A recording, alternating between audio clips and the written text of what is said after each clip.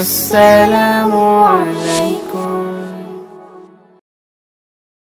মানুষের চোখ কালো কাপড় দিয়ে বাঁধা, ওই মানুষের দুইটা হাত কালো রশি দিয়ে বেঁধে রাখছে, ওই মানুষের দুইটা পা লোহার শিকল দিয়ে আটকায় রাখছে। চোখ বান্ধা, হাত বান্ধা, পাও বান্ধা।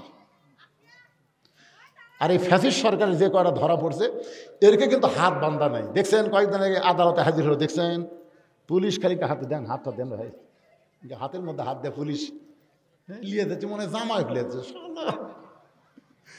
হামাক যে কয়বার ধরছে, এ বাড়ি ধরার সাথে আমাকে হ্যান্ডকাপ লাগাও। হামাক একটা চোর করে দিয়েছে, এটা হুজুরের বাড়ি, চোরের কথা মতো আমার বাড়ি যাও ধরলো, ধরাই কট্টস কট্টস করে কেন হ্যাঁ, আমার হাতে হ্যান্ডকাপ, আমার পায়ে বেড়ি। আর এই শালা সবচাইতে বড় চোর, এই মানকে হলো আরো বড় চোর। জোরে কোন কথা ঠিক কিনা? কলার পাতা শুয়ে দেখবে বিজার মধ্যে, কলার পাতা। জনগণ খালি সুযোগ পেলে একটা বিচি তো ফাটাছে, আর একটা ফাটলো হরি। ধরে কোন কথা ঠিক কিনা? আল্লাহ রে, এই যে বাংলাদেশে একটা গান গায় না, হাসিনারও বউ নাই মুদিরও, কি হাসিনারও স্বামী নাই মুদিরও বউ নাই। এর কি বয়স আছে? আমি যে ছেলে গান গাইছিল, এই খবরদার হাসনামও গান গাও মানে? হাসিনারও বউ নাই মুদিরও কি, হাসিনারও স্বামী নাই মুদিরও বউ নাই, এর মানে বুড়া বুড়ি কি করবি রে? তখন সাইড থেকে এক ছেলে বলতেছে লাড়িয়া চেড়া খাবি। আমাদের ছেলেরা এত নিচে নামিছে ভাই। আমার এলাকার এক মুরব্বী 19টা মেয়ে দেখছে, আমাকে বলতেছে হুজুর 19টা দেখলাম, পছন্দ হলো না। আমি বললাম মুরব্বী আবার বিয়ে করবেন? না হুজুর আমার জন্য না তো, আমার ছেলের জন্যে। তা আপনার ছেলের জন্য আপনি মেয়ে কীভাবে দেখলেন? লাড়িয়া ছেড়া দেখছি হুজুর, লাড়িয়া ছেড়া দেখছে।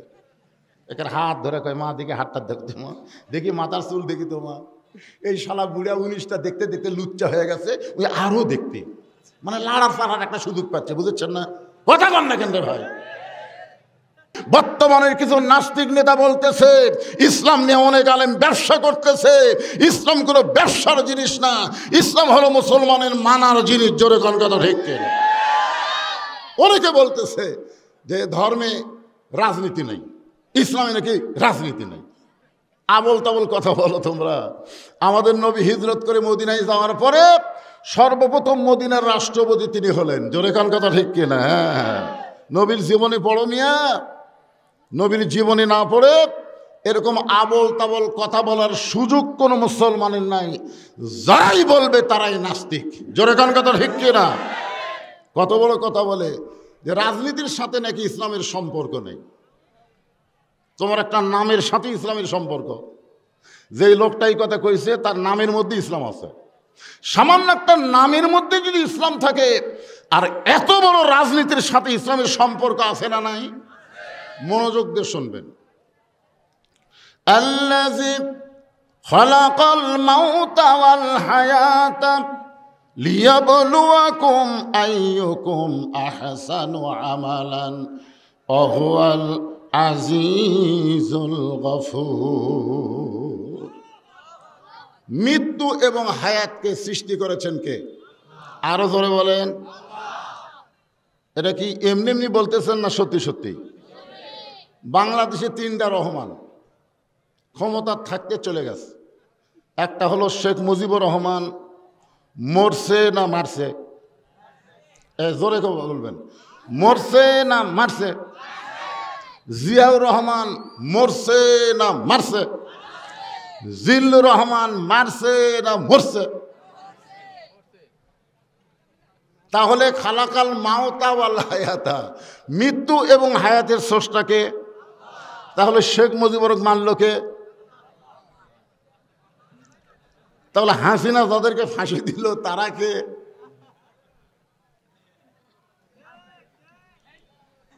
আজকে এটা আমাকে বোঝা লাগবে, বিশেষ করে যুবকদের জন্য আজকের ওয়াজ হচ্ছে বোনাস। এই যুবকের, এই মনোযোগ দিয়ে শোনো। শেখ মুজিবুরকে যদি আল্লাহ মারে, তাহলে হাসিনা যাদের এত বছরের পরে ফাঁসি দিল তারা কে? জিয়াউর রহমানকে মারছে জিল্লুর রহমান মরছে 2007 জনতা 24-এর আন্দোলনে জীবন দিল। ধরে কোন কথা ঠিক কিনা?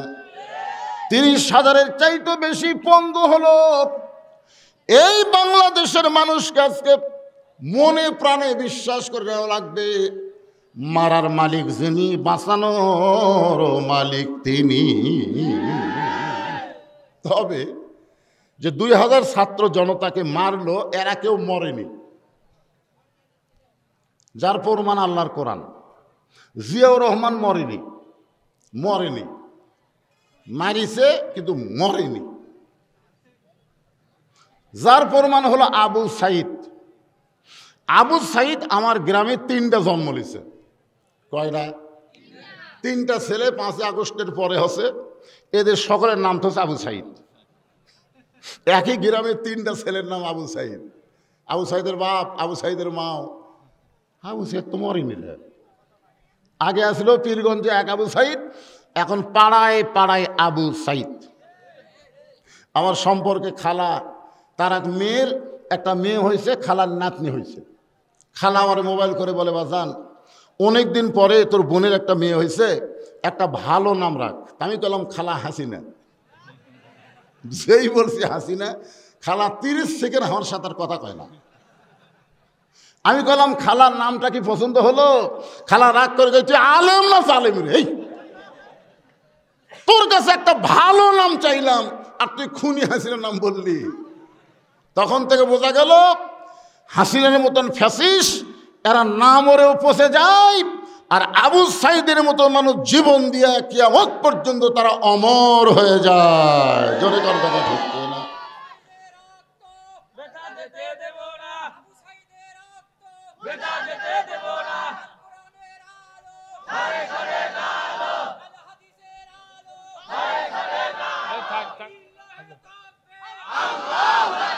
লিল্লাহে তাকবীর। এবার কেমন লাগলো? ওখান থেকে তাকবীর দেয়, 2-4 জন প্যাঁ প্যাঁ করে না। কোনো কোরআনের মাহফিলে যখন তাকবীর দেয়, তখন আপনারা যারা দিবেন না, শয়তান তখন দূর থেকে কয়, ইটা আমার লোক রে, এটা আমার লোক। মানে যাই তাকবীর দিবে তাই শয়তানের শত্রু, আর যাই দিবে না তাই শয়তানের বন্ধু। কারণ শয়তান সবচাইতে তাকবীরকে বেশি ভয় করে। জোরে কোন কথা ঠিক কিনা? আল্লাহ রাসূল বলেছেন, যত জোরে তাকবীর দিবা শয়তান তত জোরে পালায়ে যাবে। পালানোর সময় শয়তানের পিছন দিক দিয়ে বাতাস বের হবে। কি বের হবে? তাহলে তাকবীর যখন কেউ দেয়, তখন এ তাকবীর তার একলার না, আমাদের সকলের। জোরে কোন ঠিক কিনা? আপনি জন্ম নেওয়ার সাথে আপনার ডান কান্দে আযান, বাম কান্দে আল্লাহু আকবার আকামত দেয়নি? জোরে কোন দেয় কি দেয়নি? আবার আপনি যখন মরে যাবেন, আপনার লাশটা সামনে রেখে জানাজার নামাজ আল্লাহু আকবার বলে শুরু করবে। তার মানে বোঝা গেল জন্মের সময় আল্লাহু আকবার, মরার সময় আল্লাহু আকবার। যতদিন জীবিত থাকবো আমরা সবাই আল্লাহু আকবার জোরে বলেন ঠিক কিনা? এখন আসেন, লিয়াবলুয়াকুম, তোমাদেরকে পরীক্ষা করা হবে। আইয়ুকুম আহসানু আমালা, আইয়ুকুম আহসানু আমালা, সুন্দর আমলের পরীক্ষা হবে। এখন আপনারা বলেন, সুন্দর আমল যদি আমরা করতে চাই, তাহলে সুন্দর একটা পরিবেশের দরকার আছে না নাই? আমরা কিন্তু দোয়া পড়ি, রব্বানা আতিনা ফিদ দুনিয়া হাসানাতাও ওয়া ফিল আখিরাতি হাসানা। এর মানে কি? এই যে দোয়া করেন, রব্বানা আতিনা ফিদ দুনিয়া হাসানা, তারপরে কি? ওয়া ফিল আখিরাতি হাসানা। এই দোয়ার মাধ্যমে আমরা বলে দিচ্ছি, দুনিয়া যদি সুন্দর না হয়, তার আখিরাত কোনোদিন সুন্দর হবে না। আগে আখিরাতকে সুন্দর পাইতে গেলে আমাদের বাংলাদেশকে সুন্দর করতে হবে। জোরে গান কথা ঠিক কিনা? এই বাংলাদেশকে সুন্দর করতে গেলে কি মানুষের আইন দিয়ে করবেন? আল্লাহর কোরআনের আইনটা কেমন একটু বোঝানোর জন্য আপনাদের বলতেছি, মনোযোগ দিয়ে শুনবেন। অর্ধ পৃথিবীর খলিফা হযরত ওমর আল্লাহর কোরআনকে নিজের চোখে দেখার জন্য এই কোরআনটা কেমন। আজকে কোরআনের মাদ্রাসার জন্যে দ্বিতীয় বক্তা আপনাদের কাছে ভিক্ষা চাইল। ভিক্ষা, 1 মণ ধান দেন, 10,000 টাকা দেন। এই মিয়া পড়ার একটা বদনাম হয়ে গেল। আমিও একটা মিয়া, বুঝলেন? হায় হায়, কি একটা বদনাম রে। আল্লাহ রাসূল বলেন, ওসমান, আল্লাহ তোমাকে কত সম্পদ দিছে? ওসমান গনি বললেন, ইয়া রাসূলুল্লাহ, আল্লাহ আমাকে কত সম্পদ দিয়েছে তার হিসাব আমি সঠিকভাবে দিবার পারবো না, তবে একটা হিসাব আমার কাছে আছে। বলে, কি হিসাব? বলে, আল্লাহ আমাকে যত সম্পদ দিছে এই সম্পদ রক্ষণাবেক্ষণ করার জন্য যে গুদামে রাখা হয়েছে, ওই গুদামে তালা দিয়া চাবি টানতে একটা তেজস্বী উট হিমশিম খায়। কি টানতে? চাবি বোঝেন না? তালা দেওয়ার পরে যে দিলেন তার নাম কি? ওই চাবি টানতে একটা উট হিমশিম খায়। তাহলে চিন্তা করেন কত সম্পদ আল্লাহ দিছে। আল্লাহ বলে, ওসমান, আল্লাহ তোমাকে এত সম্পদ দিছে, সেই সম্পদ যদি ফেরত চায়, দিছে কে? সে আল্লাহ যদি ফেরত চায় তুমি কি করবা? সঙ্গে সঙ্গে ওসমান গনি এক দৌড় দিলেন। সাহাবেরা বলতেছে, সম্পদ ফেরত চাওয়ার কথা শুনে ওসমান গনি দৌড় মারলো। কিছুক্ষণ পরে দেখে আল্লাহ রাসূল যে উটটা চাবি বহন করে, ওই উটের দড়ি ধরে এনে নবীর হাতে দিয়ে বললেন যে শুধু গুদাম না, গুদামের সম্পদ না, গুদামের তালা না, গুদামের চাবি না, চাবি বহন করা উটটাও আমি আল্লাহকে দিয়ে দিলাম।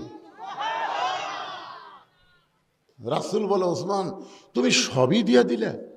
ওসমান বলে, সাহিবা মাত্র ও আর বাহককে দিতে বাধ্য থাকিব। যে আমাকে দিছে তাকে দিতে আমি কেন অপারগতা প্রকাশ করব? রাসূল বললেন, তাহলে তোমার জন্য তুমি কি রাখলা? বলে, আমার জন্য আল্লাহ রাসূল থাকলেই যথেষ্ট। খালি সুবহানাল্লাহ করে হবি না তো? কি হারে চালো, আরে 50,000 টাকা চালো। ঘরে বলতে আমি শুনতেছি যে এই মিয়াপাড়ার সব চাকরি বাকরি করে, বিদেশে বাইরে থাকে, তাদের কাছে 50,000 টাকা কোনো ব্যাপার। এই ভাই ওটা নাই, আমি দান চাচ্ছি না, ওয়াজ কর্ম। দেখছেন দেখছেন, এই যাই উঠবে জুতা কেড়ে নেবেন, কারণ মাথার উপর দিয়ে জুতা নিয়ে যাওয়ার কোনো পাওয়ার নাই। জোরে কোন কথা ঠিক কেন? কথা কোন? পায়ের স্যান্ডেল মাথার উপর উঠবে কেন? কেউ যদি উঠবার চায় আপনারা বলবেন, বন্ধু যদি যাবার চাও পায়ের স্যান্ডেল রাইখা যাও রে। একটা গান আপনারা শোনেন না আগে? বন্ধু যদি যাবার চাও ঘাড়ের গামছা রাইখা যাও রে। মানে তোমার গামছা দেখে দেখে তোমার কথা আমার মনে হবে। কেউ যদি যাবার চায় পায়ের স্যান্ডেল থুবেন, স্যান্ডেল থুয়ে যা, দেখবেন আর যাবে না। চিন্তা করে দেখেন, সমস্ত সম্পদের মালিককে, অথচ আপনারা মনে করলেন সম্পদ হলো আমার। এ দেখতেছেন না হুজুর, এটা আমার। এই সাইডে যা দেখতেছেন আমার ভাইয়ের, পিছনে যা দেখতেছেন আমার চাচার। তো সবই যদি তোমাকে হয় আল্লাহর, তখন মসজিদের কাছে গিয়ে বলতে যে হুজুর, আমাদের মিয়াপাড়াত আল্লাহর কিছুই ছিল না, আমার চাচা 10 শতক আল্লাহ দান করছে, আমরা টাকা পয়সাতে আল্লাহ ঘর বানিয়ে দিছি। ফেরেশতা কয়, আল্লাহ এই দেশের নাম কি? যে দেশে তোমার কিছু নাই, আর চাচা দান করলে তোমার জায়গা হয়, আর এরা টাকা দিয়ে তোমার ঘর বানিয়ে দেয়, এই দেশের নাম কি? আল্লাহ বলে, ওই দেশের নামই বাংলাদেশ রে। ওই বাংলাদেশে আমি আল্লাহর চাইতে গরিব কেউ নাই। আজকে একদম বাকদম ঘোরাডম ঢাকঢং শিখাই, এই মিথ্যা শিক্ষা দিয়ে মাস গেলে 50,000 টাকা বেতন পায়। জোরে কোন কথা ঠিক না? আর আল্লাহর কোরআনের শিক্ষার জন্য ভিক্ষা করা লাগে রে, ভিক্ষা করা। আজকে প্রাইমারি 1 তলা ভাঙ্গা 2 তলা হলো, হাই স্কুল 4 তলা হলো, আর মাদ্রাসার 2 তলা প্লাস্টার করা লাগবে। আপনাকে সিমেন্ট চাইলে কয় দেব না, দেব না। আল্লাহ কয়, এই কিরফোনের যা, তোর টাকা আমার দরকার নাই, তুই পকেটে করে টাকা পেলিয়ে বাড়ির যা, ওই টাকা তোর এমনি নামবি। জোরে কোন কথা ঠিক না? শীত হয়ে পড়বো, কাত হয়ে পড়বো, 1000 টাকা খরচ করবো, তখন তোর টাকা বার করতে আর কোনো কষ্ট হবে না। গোসলখানার যা, তোর বউ স্লিপ খেয়ে পড়বি, মাথা ভাঙ্গা যাবি, বন্ধু হাসপাতালে যাবো, 1.5 লাখ টাকা খরচ করবো, তখন টাকা বাড়াবি রে, তখন টাকা বাড়াবি রে। এই হুজুর আবার কি হলো? এই হুজুর খবর কি? এখানে হাফেজি মাদ্রাসার ছাত্র কয়েকজন আছে? হাত তোলো তো। এই হাফেজি মাদ্রাসার ছাত্র তোমরা সব ওঠো ওঠো, তোমাকে মারছি না সারা, ওঠো ওঠো ওঠো, ওঠো, ওঠো। একটাও থাকা লাগবে না। এরা কোরআন শরীফ পড়তে পড়তে আঙ্গুল দেখায়। হুজুর মনে করছে কি পেশাব লাগছে, বেড়া এসে ঘুরতেছে। আমি বললাম কেন বেড়া ঘুরিস খাই, পড়তে পড়তে বিরক্ত লাগে তাই বেড়াচ্ছি। এরা ওয়াজ শুনবার পারবে না তো, কিছুক্ষণ পর পর একটু বিরক্ত লাগবে। কি ওয়াজ শুনবা, শুনবা কথা কও নাকি শুনবা, ওটা চলবি না। যদি এরকম 1 লোক দেখান লাগবি, 2 লোক দেখান লাগবি, 3 লোক দেখান লাগবি, তাহলে ছুটি হবে। হযরত তোমার আল্লাহর কোরআনকে নিজের চোখে দেখার জন্য ছদ্মবেশে মদিনার অলি গলি ঘুরতেছে। আজকে আপনাদেরকে আমি কোরআন শোনাবো না, এইটা কেমন কোরআন বাস্তবে আপনাদের দেখাবার চাই। একটু দেখার দরকার আছে না নাই? তাহলে মনোযোগ দিয়ে শুনবেন। ওমর ফারুক দেখতে পাই 2 পাহাড়ের মাঝখানে একটা গিরিপথ। ওই গিরিপথের ভিতরে একটা সুন্দরী মেয়ে ধীর গতিতে হেঁটে হেঁটে চলতেছে। মেয়েটার সামনেও কোনো মানুষ নাই, পিছনেও কোনো মানুষ নাই। মেয়েটা ধীর গতিতে হেঁটে হেঁটে সামনের দিকে আসতেছে। ওমর ফারুক লক্ষ্য করে দেখে মেয়েটার সামনেও কোনো মানুষ নাই, পিছনেও কোনো মানুষ নাই। মেয়েটা হলো অতীব সুন্দরী। আপনারা সুবহানাল্লাহ বলেন না? আপনারা মনে করতেছেন পরিমণির মতো। মেয়েটা দেখতে কালো হলেও ক্ষতি নাই, খাটো হলেও ক্ষতি নাই। মেয়েটার শরীরে আল্লাহর আইন পর্দা যখন থাকবে, ওই মেয়েটা ইসলামের সবচাইতে সুন্দরী হবে। ধরে কোন কথা ঠিক কিনা? এই জন্য আমার সঙ্গে যুবকেরা সবাই বলবা, পর্দানিশী নারী যারা বিশ্ব সুন্দরী তারা।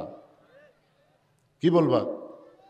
আমি যেই বলবো পর্দানিশী নারী যারা, তোমরা বলবা বিশ্ব সুন্দরী তারা। পর্দানিশী নারী যারা, আর যেই বলবো বেপর্দা নারী যারা, তোমরা বলবা ব্রয়লার মুরগি তারা। বলতে পারবা না? দেখবেন দেশি মুরগি আপনাকে দেখা মাত্রই দৌড় মারবে, আপনি তাকায় থাকেন, আঁচড়া পাঁচড়া সব ফৌরে দিয়ে ঢাকা। ঠিক কিনা বলেন? আচ্ছা, দেশি মুরগির শরীর দেখা যায়? আপনাকে গ্রামের দেশি মুরগি নাই, ও আপনাকে দেখলেই কাছে থাকে না, দৌড় দেয়, মারে দৌড়। আপনি তাকায় থাকাও লাভ নাই, কারণ আঁচড়া পাঁচড়া সব ফৌরে দিয়ে ঢাকা। আর ব্রয়লার মুরগি দেখবেন আপনাকে দেখে দৌড় দিবে না, বরং আপনার চারিধার তাওয়াফ করবি, খালি ঘুরবি খালি ঘুরবি। আপনি তাকায় দেখেন আঁচড়া ফাঁচড়া সব বার করা। এই জন্য সকলে বলবেন, আমি যে বলবো বেপর্দা নারী যারা, আপনার বলবেন শিলা কলা তারা। বলতে পারবেন না? বেপর্দা নারী যারা, বেপর্দা নারী যারা ব্রয়লার মুরগি তারা। ওমর ফারুক মেয়েটার আপাদ মস্তক দেখতেছে। অকরনা ফি বুয়ুতিকুন্না ওয়ালা তাবাররুজনা তাবাররুজাল জাহিলিয়াতিল উলা। ওমর ফারুক ছদ্মবেশ ধারণ করে মেয়েটার নিকটে গিয়ে বললেন, মা, এই নির্জন পথে তুমি একা একা চলতেছো, তোমার সামনেও কোনো মানুষ নাই, পিছনেও কোনো মানুষ নাই, তোমার অন্তরে কি কোনো ভয় ডর লাগতেছে না? মেয়েটা বলে, পথিক, তুমি কি হযরত ওমরকে চেনো? সুবহানাল্লাহ কবেন না? মেয়েটা হযরত ওমরকে বলতেছে, পথিক, তুমি কি হযরত ওমরকে চেনো? ওমর যেদিন থেকে আল্লাহর কোরআন দিয়ে রাষ্ট্র চলায়, সেদিন থেকে পৃথিবীর এক প্রান্ত থেকে আর এক প্রান্ত পর্যন্ত একটা মেয়ে মানুষ যাবে, তার কলিজায় আল্লাহ ছাড়া অন্য কারো ভয় থাকবে না। তাহলে আল্লাহর ভয় যদি আমাদের কলিজার মধ্যে রাখতে চাই, মানুষের আইন দেওয়া সম্ভব না, মানুষের সংবিধান দেওয়া সম্ভব না, এটা কেবলমাত্র সম্ভব আল্লাহর কোরআন দিয়া। আপনারা বগুড়ার বড় মসজিদে কোনোদিন জোহর নামাজ পড়ছেন? মনে করেন বগুড়ার বড় মসজিদে আপনি সামনে কাতারে জোহর নামাজ পড়বেন, কিন্তু আপনার পাওয়াত আছে 2000 টাকার জুতে।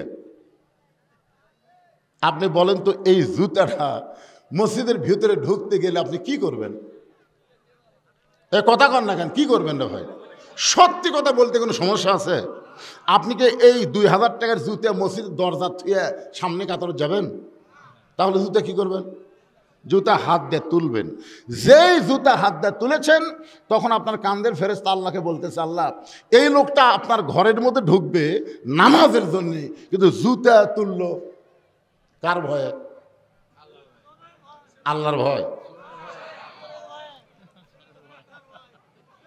আচ্ছা, এই জুতা হাতত নিয়ে মসজিদের দরজা দিয়ে দোয়া পড়তেছে, আল্লাহুম্মা আফতাহলি আবওয়াবা রহমাতিক। আপনার বলেন তো, হাতে জুতা নিয়ে মুখে এই দোয়া পড়লে সে মুসলমান না মুনাফিক? কারণ লিমা তাকুলু মা লা তাফালুন, তোমার কথার সাথে তোমার কামের মিল নেই। তুমি চোরের ভয় জুতা হাতত নিয়ে আল্লাহর ভয় মসজিদে ঢুকতেছা। আগে করল চোরের ভয়, তারপরে আল্লাহর ভয়, একই অন্তরে দুই ভয়, তার কোনোদিন নামাজ কবুল হয় না। কেবলমাত্র ভয় করতে হবে আমার আল্লাহর। জোরে কোন কথা ঠিক? মেয়েটা বলে পথিক, হযরত ওমর যেদিন থেকে আল্লাহর কোরআন দিয়ে রাষ্ট্র চলায় সেদিন থেকে পৃথিবীর এক প্রান্ত থেকে আর একটা প্রান্তে একটা মহিলা যাবে, ওই মহিলার কলিজায় কেবলমাত্র ভয় থাকবে কার?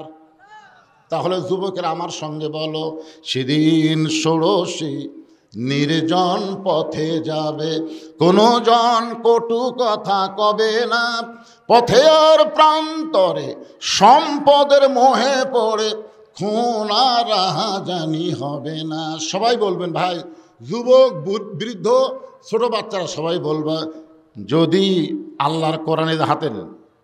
এটা কি? জোরে বলেন। সেদিন ষোড়শী নির্জন পথে যাবে, কোনো জন কটু কথা কবে না, পথে আর প্রান্তরে সম্পদের মোহে পড়ে খুন আর রাহাজানি হবে না। গতকাল রাজশাহী একটা বাসে কি হচ্ছে জানেন? গতকাল রাজশাহী একটা বাসের মধ্যে ডাকাত উঠে সমস্ত টাকা কাড়ালিয়া বাসের মধ্যে নারীকে ধর্ষণ করছে।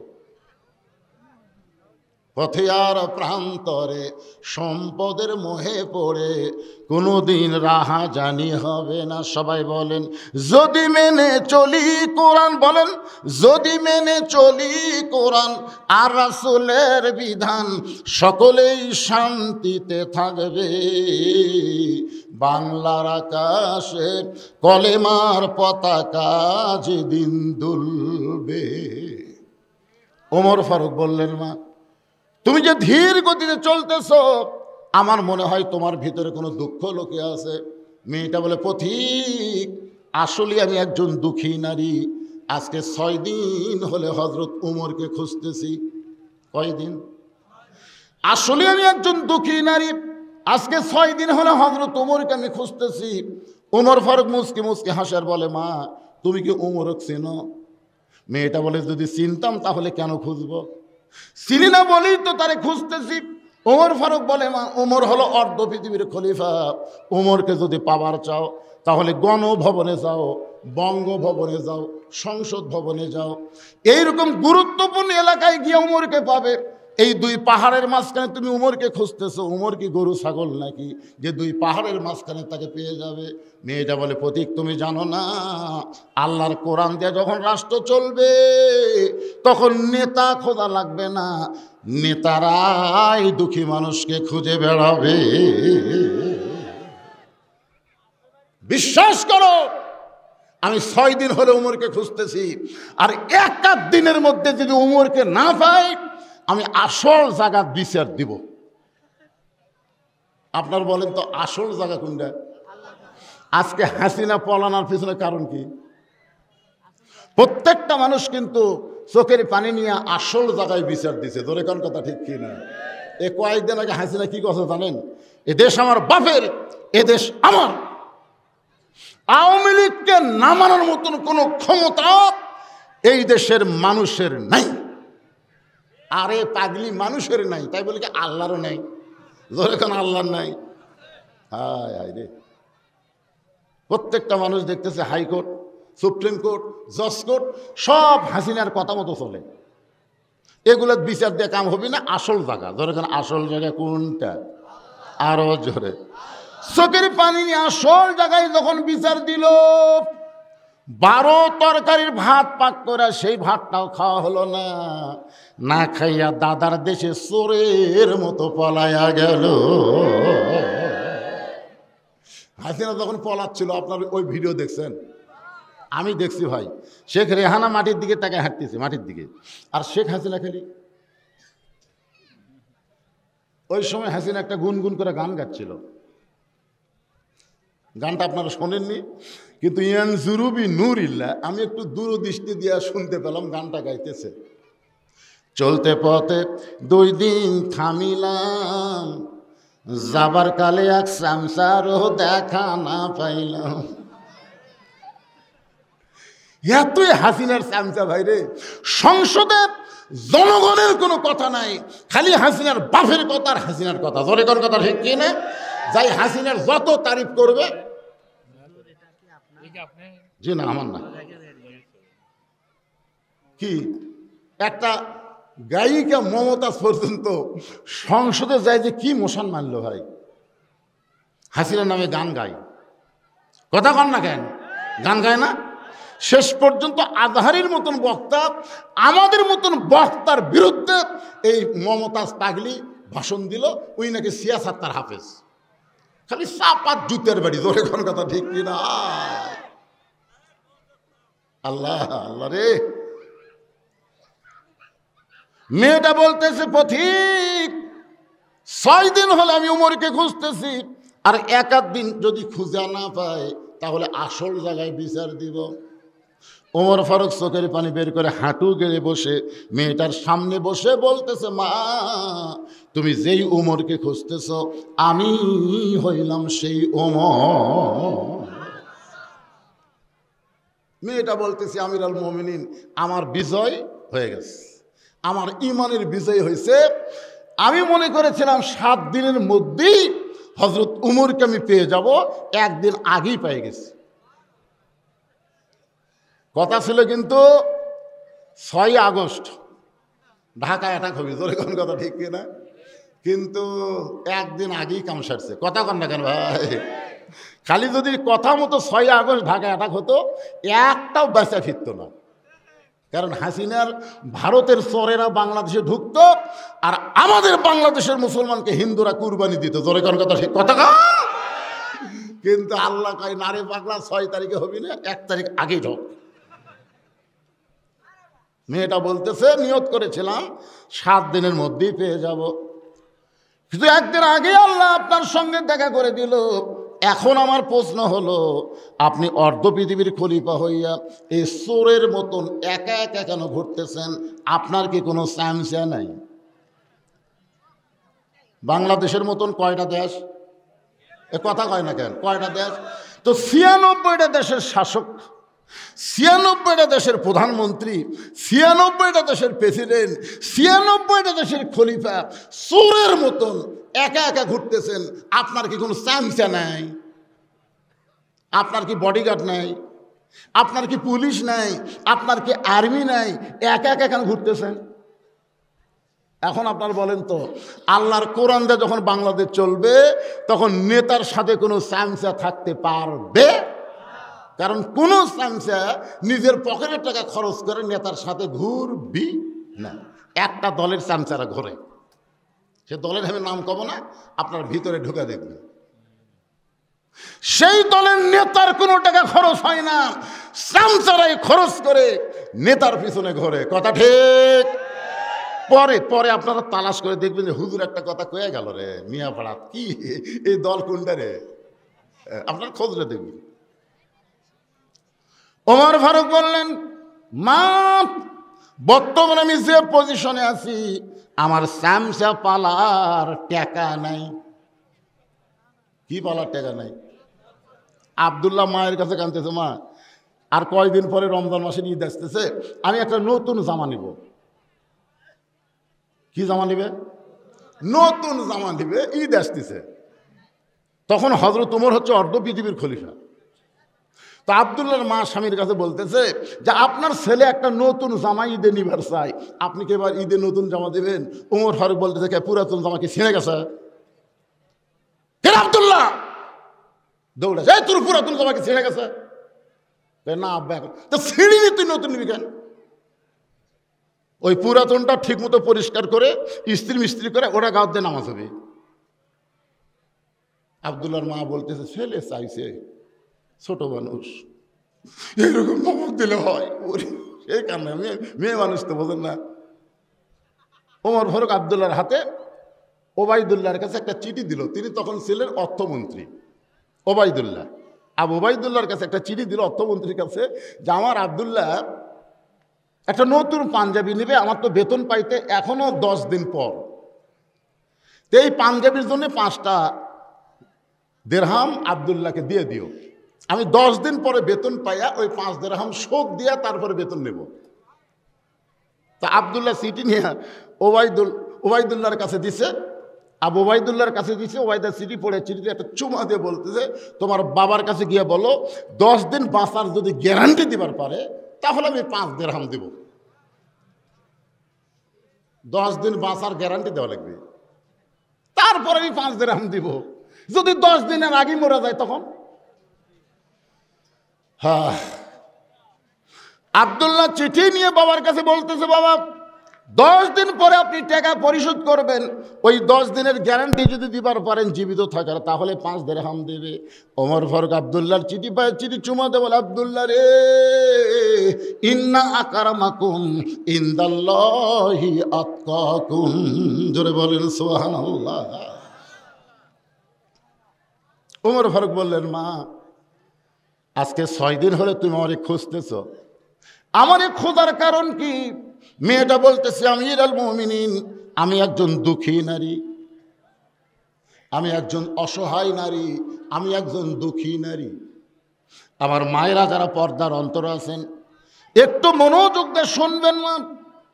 মেয়েটা বলতেছে, আমিরুল মুমিনিন, আমি একজন দুঃখী নারী, আমার জীবনের সবচাইতে বড় দুঃখ হলো আমি 6 বছর বয়সে ঈমান গ্রহণ করেছি। মেয়েটা বলতেছে, কয় বছর বয়সে? 6 বছর বয়সে ঈমান গ্রহণ করেছি। শুধু ঈমান গ্রহণ করার অপরাধে 12 বছর আমাকে জেলখানায় বন্দি জীবন কাটাতে হয়েছে। সকালবেলা 3টা করে চাবুক, বিকালবেলা 3টা করে চাবুক। আমার দেহের এমন কোনো জায়গা নাই যে জায়গায় চাবুকের আঘাত লাগে নাই। আপনারা বলেন তো, তারেক জিয়াকে যে জেলখানায় বন্দি করছিল কোনো অন্যায় করার কারণে? এই সোনাতলার লোক জোরে বলে, অন্যায়ের কারণে? আল্লামা সাইদি হুজুরকে 13 বছর জেলখানায় বন্দি করে রাখছিল, আপনারা বলেন তো কোনো অন্যায় করার কারণে? যে কয়জন জামাতের নেতাদেরকে হাসিনা ফাঁসি দিল, তন্ন তন্ন করে খুঁজে দেখেন তাদের কোনো দোষ নেই। বিনা অপরাধে বাংলাদেশের জাতির শ্রেষ্ঠ সন্তানকে ফাঁসি দেওয়া হলো। জোরে কোন কথা ঠিক না? একটা নেতার ফাঁসির খবর আপনাদের বলতেছি, তার নাম হলো মীর কাশেম আলী। জোরে কোন নাম কি? মীর কাশেম আলীকে উকিল বলতেছে, স্যার আজকে রাত 12টায় আপনার ফাঁসি হবে। তো মীর কাশেম আলী বলতেছে, ভাই এখন কয়টা বাজে? বলে এখন বাজে রাত 9:30। তো মীর কাশেম আলী মুচকি মুচকি হাসে আর বলে, এখনও ফাঁসি হতে 2.5 ঘন্টা সময় লাগবে, এতক্ষণ বসে থাকে কি হবে? আমি 2 ঘন্টা ঘুম পারি। উকিল চুপ করছে। উকিল কই মানুষ নাকি রা? 2.5 ঘন্টা পর তার ফাঁসি হবে, সে বলে 2 ঘন্টা ঘুম পাড়বে। উকিল মনে করতে ফাঁসির চিন্তায় লোকটা পাগল হয়ে গেছে। উকিল যখন বের হয়ে যায়, 2 ঘন্টা পরে রাত যখন 11:30 বাজে, এমন সময় ফাঁসির কন্ডেম সেলে ঢুইকা দেখে মীর কাশেম আলী নাক ডাকা ঘুম পাড়তিছে। আপনার বলেন তো, এই ঘুম কি সাধারণ ঘুম? মাত্র আর 30 মিনিট পরে লোকটার ফাঁসি হবে, আর সেই লোকটা এইভাবে ঘুম পাড়ে। এই মানুষ কারে? পায়ের বুড়া আঙ্গুলে ঝাঁকি দিছে, লাভ দুটো বলতেছে, কে রে ভাই ফাঁসির সময় কি হয়ে গেছে? কয় না স্যার, এখন 8 ঘন্টা আছে। মীর কাশেম আলী ওযু করে 2 রাকাত নামাজ পড়ে সূরা মুলুক মুজাম্মিল তেলাওয়াত করে ফাঁসির কন্ডম সেলের মধ্যে যেই পাঞ্জাবিটা সবচাইতে সুন্দর, ওই পাঞ্জাবিটা পরে চিরুনি দিয়ে চুল হাসরায় বলতেছে, দেখো তো উকিল আমাকে কেমন লাগতেছে। উকিল কান্দে, আর 2-4 মিনিট পর লোকটার ফাঁসি হবে। আর সেই লোকটা সুন্দর পাঞ্জাবি পরে মাথার চিরুনিতে চুল হাসরায় বলে, উকিল কেমন লাগতেছে? উকিল বলে, স্যার আপনার ফাঁসি হবে। মীর কাশেম আলী কান্দে আর বলে, উকিল রে আমার ফাঁসি হবে আর তুমি কাঁদতেছো। তুমি জানো না উকিল, আমি 2 ঘন্টার মধ্যে ঘুমের ভিতরে আল্লাহ পাক আমারে দেখাইছে ফাঁসির মাধ্যমে 8টা জান্নাতের দরজা আমাকে বরণ করে নিবে। উকিল রে, অন্যায়ভাবে যাদের ফাঁসি দেওয়া হয়, অন্যায়ভাবে যাদের হত্যা করা হয়, তারা মরে না রে, তারা মরে না। আল্লাহ কোরআনে বলেছেন, ওয়ালা তাকুলু লিমান ইউকতালু ফি সাবিলিল্লাহি আমওয়াতুন বাল আহইয়াউ ওয়ালাকিন লা তাশউরুন।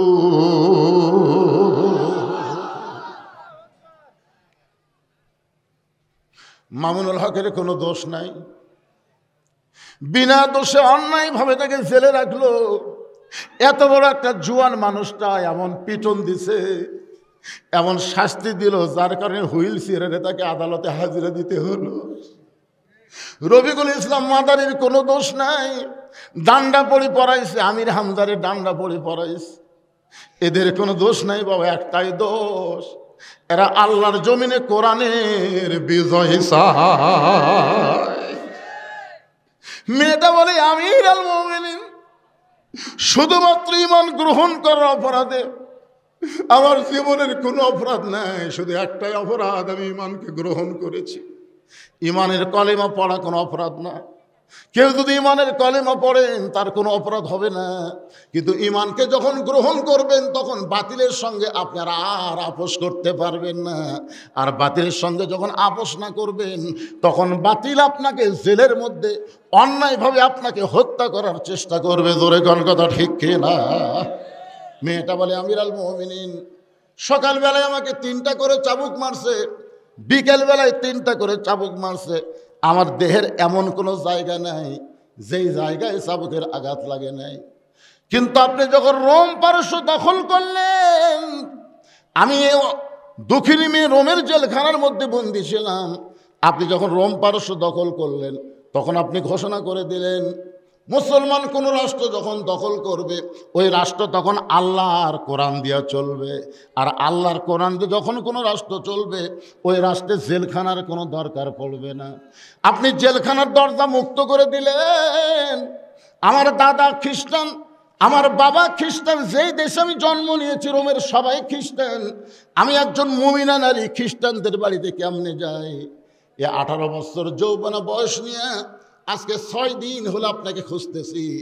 যদি আপনাকে পাই, আপনার কাছে দুঃখিনী মেয়েটা একটু আশ্রয় চাই। ওমর ফারুক ছোট বাচ্চার মতন কাঁদতেছে, ছোট বাচ্চার মতন কান্দার বলে মা, ওমর ফারুক তোমাকে আশ্রয় দিবার পারবে না। তুমি যে ঈমান গ্রহণ করেছো, ইসলাম তোমাকে অধিকার দিয়া দিবে। আপনার বলেন তো ইসলামে নারীদের অধিকার আছে না নাই? জোরে করে আছে না নাই? কিছু কিছু নেতা নারীদের কাছে গিয়ে বলতেছে, নারীরা তোমরা যদি কোরআনের দলকে ভোট দাও তাহলে তোমাদের বাড়ির দরজাতে একেবারে খিল মেরে দিবি, তালা মেরে দিবি, তোমাদেরকে এমনভাবে ঘরের মধ্যে বন্দি করবি, তোমরা জেলখানার মধ্যে থাকবে, তোমরা কিন্তু বাড়াবার পারবে না, খবরদার। আমি মায়েদের বলতেছি, মা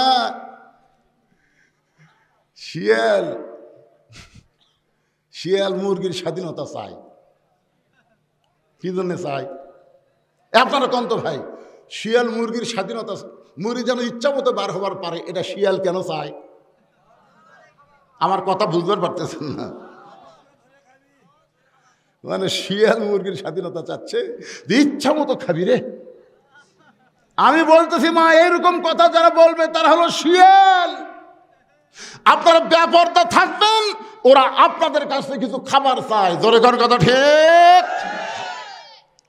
আমি মায়েদের বলতেছি, মা পর্দার অন্তরাল থেকে যারা শুনতেছেন মনোযোগ দিয়ে শোনেন।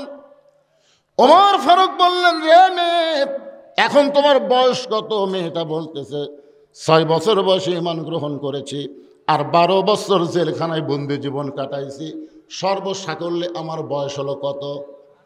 সবাই বলেন কত? ওমর ফারুক বললেন, 18 বছর যৌবন নারীর জন্য ইসলাম বহু অধিকার দিছে। তার মধ্যে 1 নম্বর অধিকার হলো ভালো একটা ছেলের সাথে বিবাহ বসা। আপনারা বলেন তো সোনাতলার লোকেরা, ভালো ছেলে বলতে আপনারা কাদেরকে বুঝতেছেন?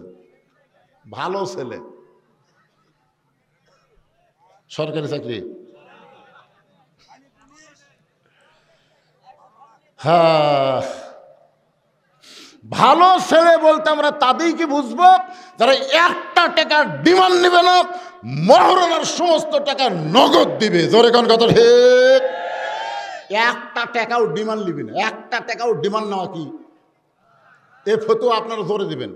যাই হারাম শব্দটা উচ্চারণ করবে না, আল্লাহ মরার 3 দিন আগে যেন বোমা করে দেয়। আচ্ছা, ডিমান্ড নেওয়া জায়েজ না হারাম? আরো জোরে, জোরসে বলুন। ময়না তুমি কেমনি বুঝলে, ছোট মানুষ?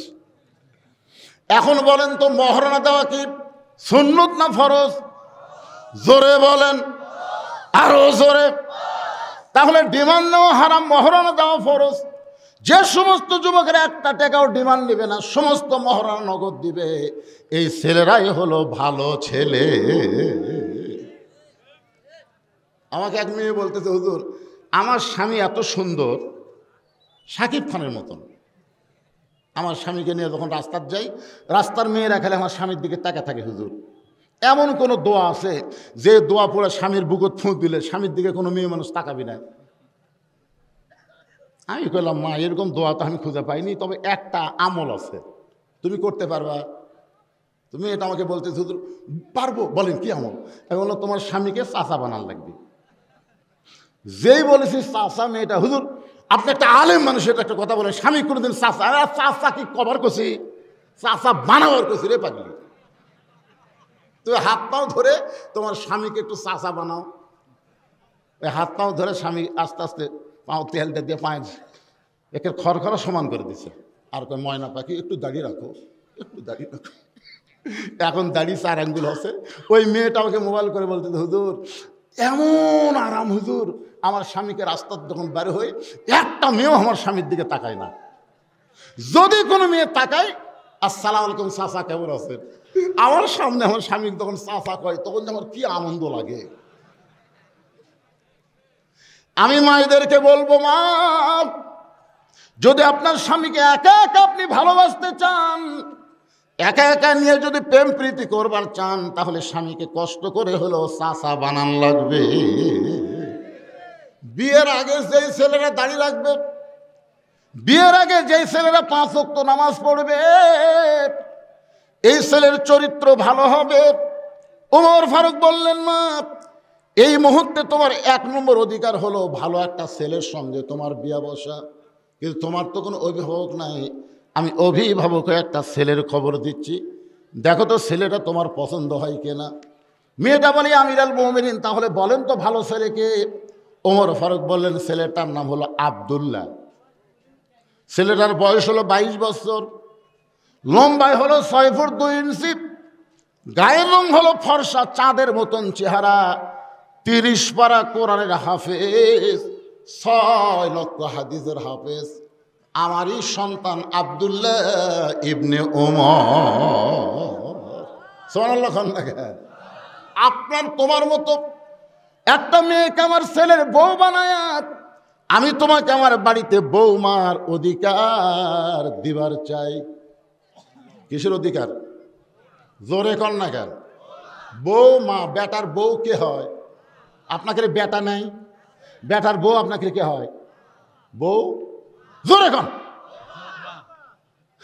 যারা মুরব্বী আছে তারা বলতেছে না, না বলার কারণ হলো চিন্তা করতেছে, বউ মা তো হবার পারলো না, আমার বেটার বউ তো দজ্জাল। সবসময় স্বামীর কাছে শাশুড়ির বিরুদ্ধে শ্বশুরের বিরুদ্ধে কথা বলে। এরকম বেটার বউ আছে না নাই? দরকার আছে না না? একেবারে হঠাৎ দেখবেন ফ্যান বন্ধ করে আপনার গায়ে বাতাস করতেছে, কিছুক্ষণ পরে কপাল টিপতেছে, হাতের আঙ্গুল টানতেছে। স্বামী কয়, কে গো কি হয়েছে? আপনাকে খেদমত করে জান্নাতে যাবার চাই। বাতাস করে, কপাল টিপে, পায়ের লোক টানে। স্বামী কয়, আল্লাহ রে, ভাগ্যগুণে এমন বউ পাওয়া যায়। কিছুক্ষণ পরে বউ কাঁদতেছে, কাঁদে। স্বামী কয় কি হয়েছে গো? না আপনাকে বলবো না, এমনি। আবার কান্দে। স্বামী কয় কি হয়েছে লক্ষ্মীটি কও, তুমি আমার খেদমত করো, আবার কান্দো কেন? বলে কান্দার কারণ হলো তোমার বুড়া বাপ আর বুড়ি মা। তুমি যখন চাকরি করবার যাও, তুমি যখন অফিস করতে যাও, ব্যবসা করতে যাও, তখন তোমার বুড়া বাপ আর বুড়ি মাহার কলটা জ্বলে দিছে। এই বুড়া বুড়ির সাথে যদি থাকবার চাও, তাহলে আল্লাহর রাস্তে আমাকে বাপের বাড়িতে পাঠিয়ে দাও। আর যদি আমার সঙ্গে শান্তির সংসার করবার চাও, তাহলে তোমার বাপ মাক বাদ দেওয়া লাগবে। অমা আলাইনা ইল্লাল বালাক। আমার ওয়াজ শেষ। এখন তুমি কি আমল করবা? তুমি এখন কও, লিয়াবলুয়াকুম আইয়ুকুম আহসানু আমালা। বউ যখন কইছে এখন কি আমল করবা কও, এমন সময় আল্লাহর কোরআন বলতেছেন, ওয়াকাদা রাব্বুকা আল্লা তা'বুদু ইল্লা ইয়াহু ওয়া বিল ওয়ালিদাইনি ইহসানা। আল্লাহু আকবার। স্বামী লাফ দিয়ে উঠে বলতেছে, ওঠ ওঠ। বউকে কি হলো, এত গরম কেন? গরম হওয়ার কারণ হলো আমি চিন্তা করে দেখলাম, তো সকালবেলা ছাড়া দিলে বিকালে বিয়ে করার পারবো। তুই যদি সকালবেলা মরিস, আমি দুপুরবেলা বিয়ে করবো রে। বউ ছাড়া দিলে, বউ মরলে বউ পাওয়া যাবে রে। কিন্তু তুই যে বাপ মায়ের বিরুদ্ধে বাস করলি, এই বাপ মা যদি মরে যায়, কিয়ামত পর্যন্ত কানলে বাপ মা পাওয়া যাবে না রে। ওঠ। ব্যাগ ট্যাগ সব গুছালে 3 তালাকের গাড়ি চড়ে বাপের বাড়ি যা। কয় তালাকের গাড়ি? স্বামী দৌড়ে এসে, বউ দৌড়ে এসে স্বামীর পা ধরে বলতেছে, আমি আপনাকে পরীক্ষা করলাম গো, আপনি আসলে আল্লাহর ওলি।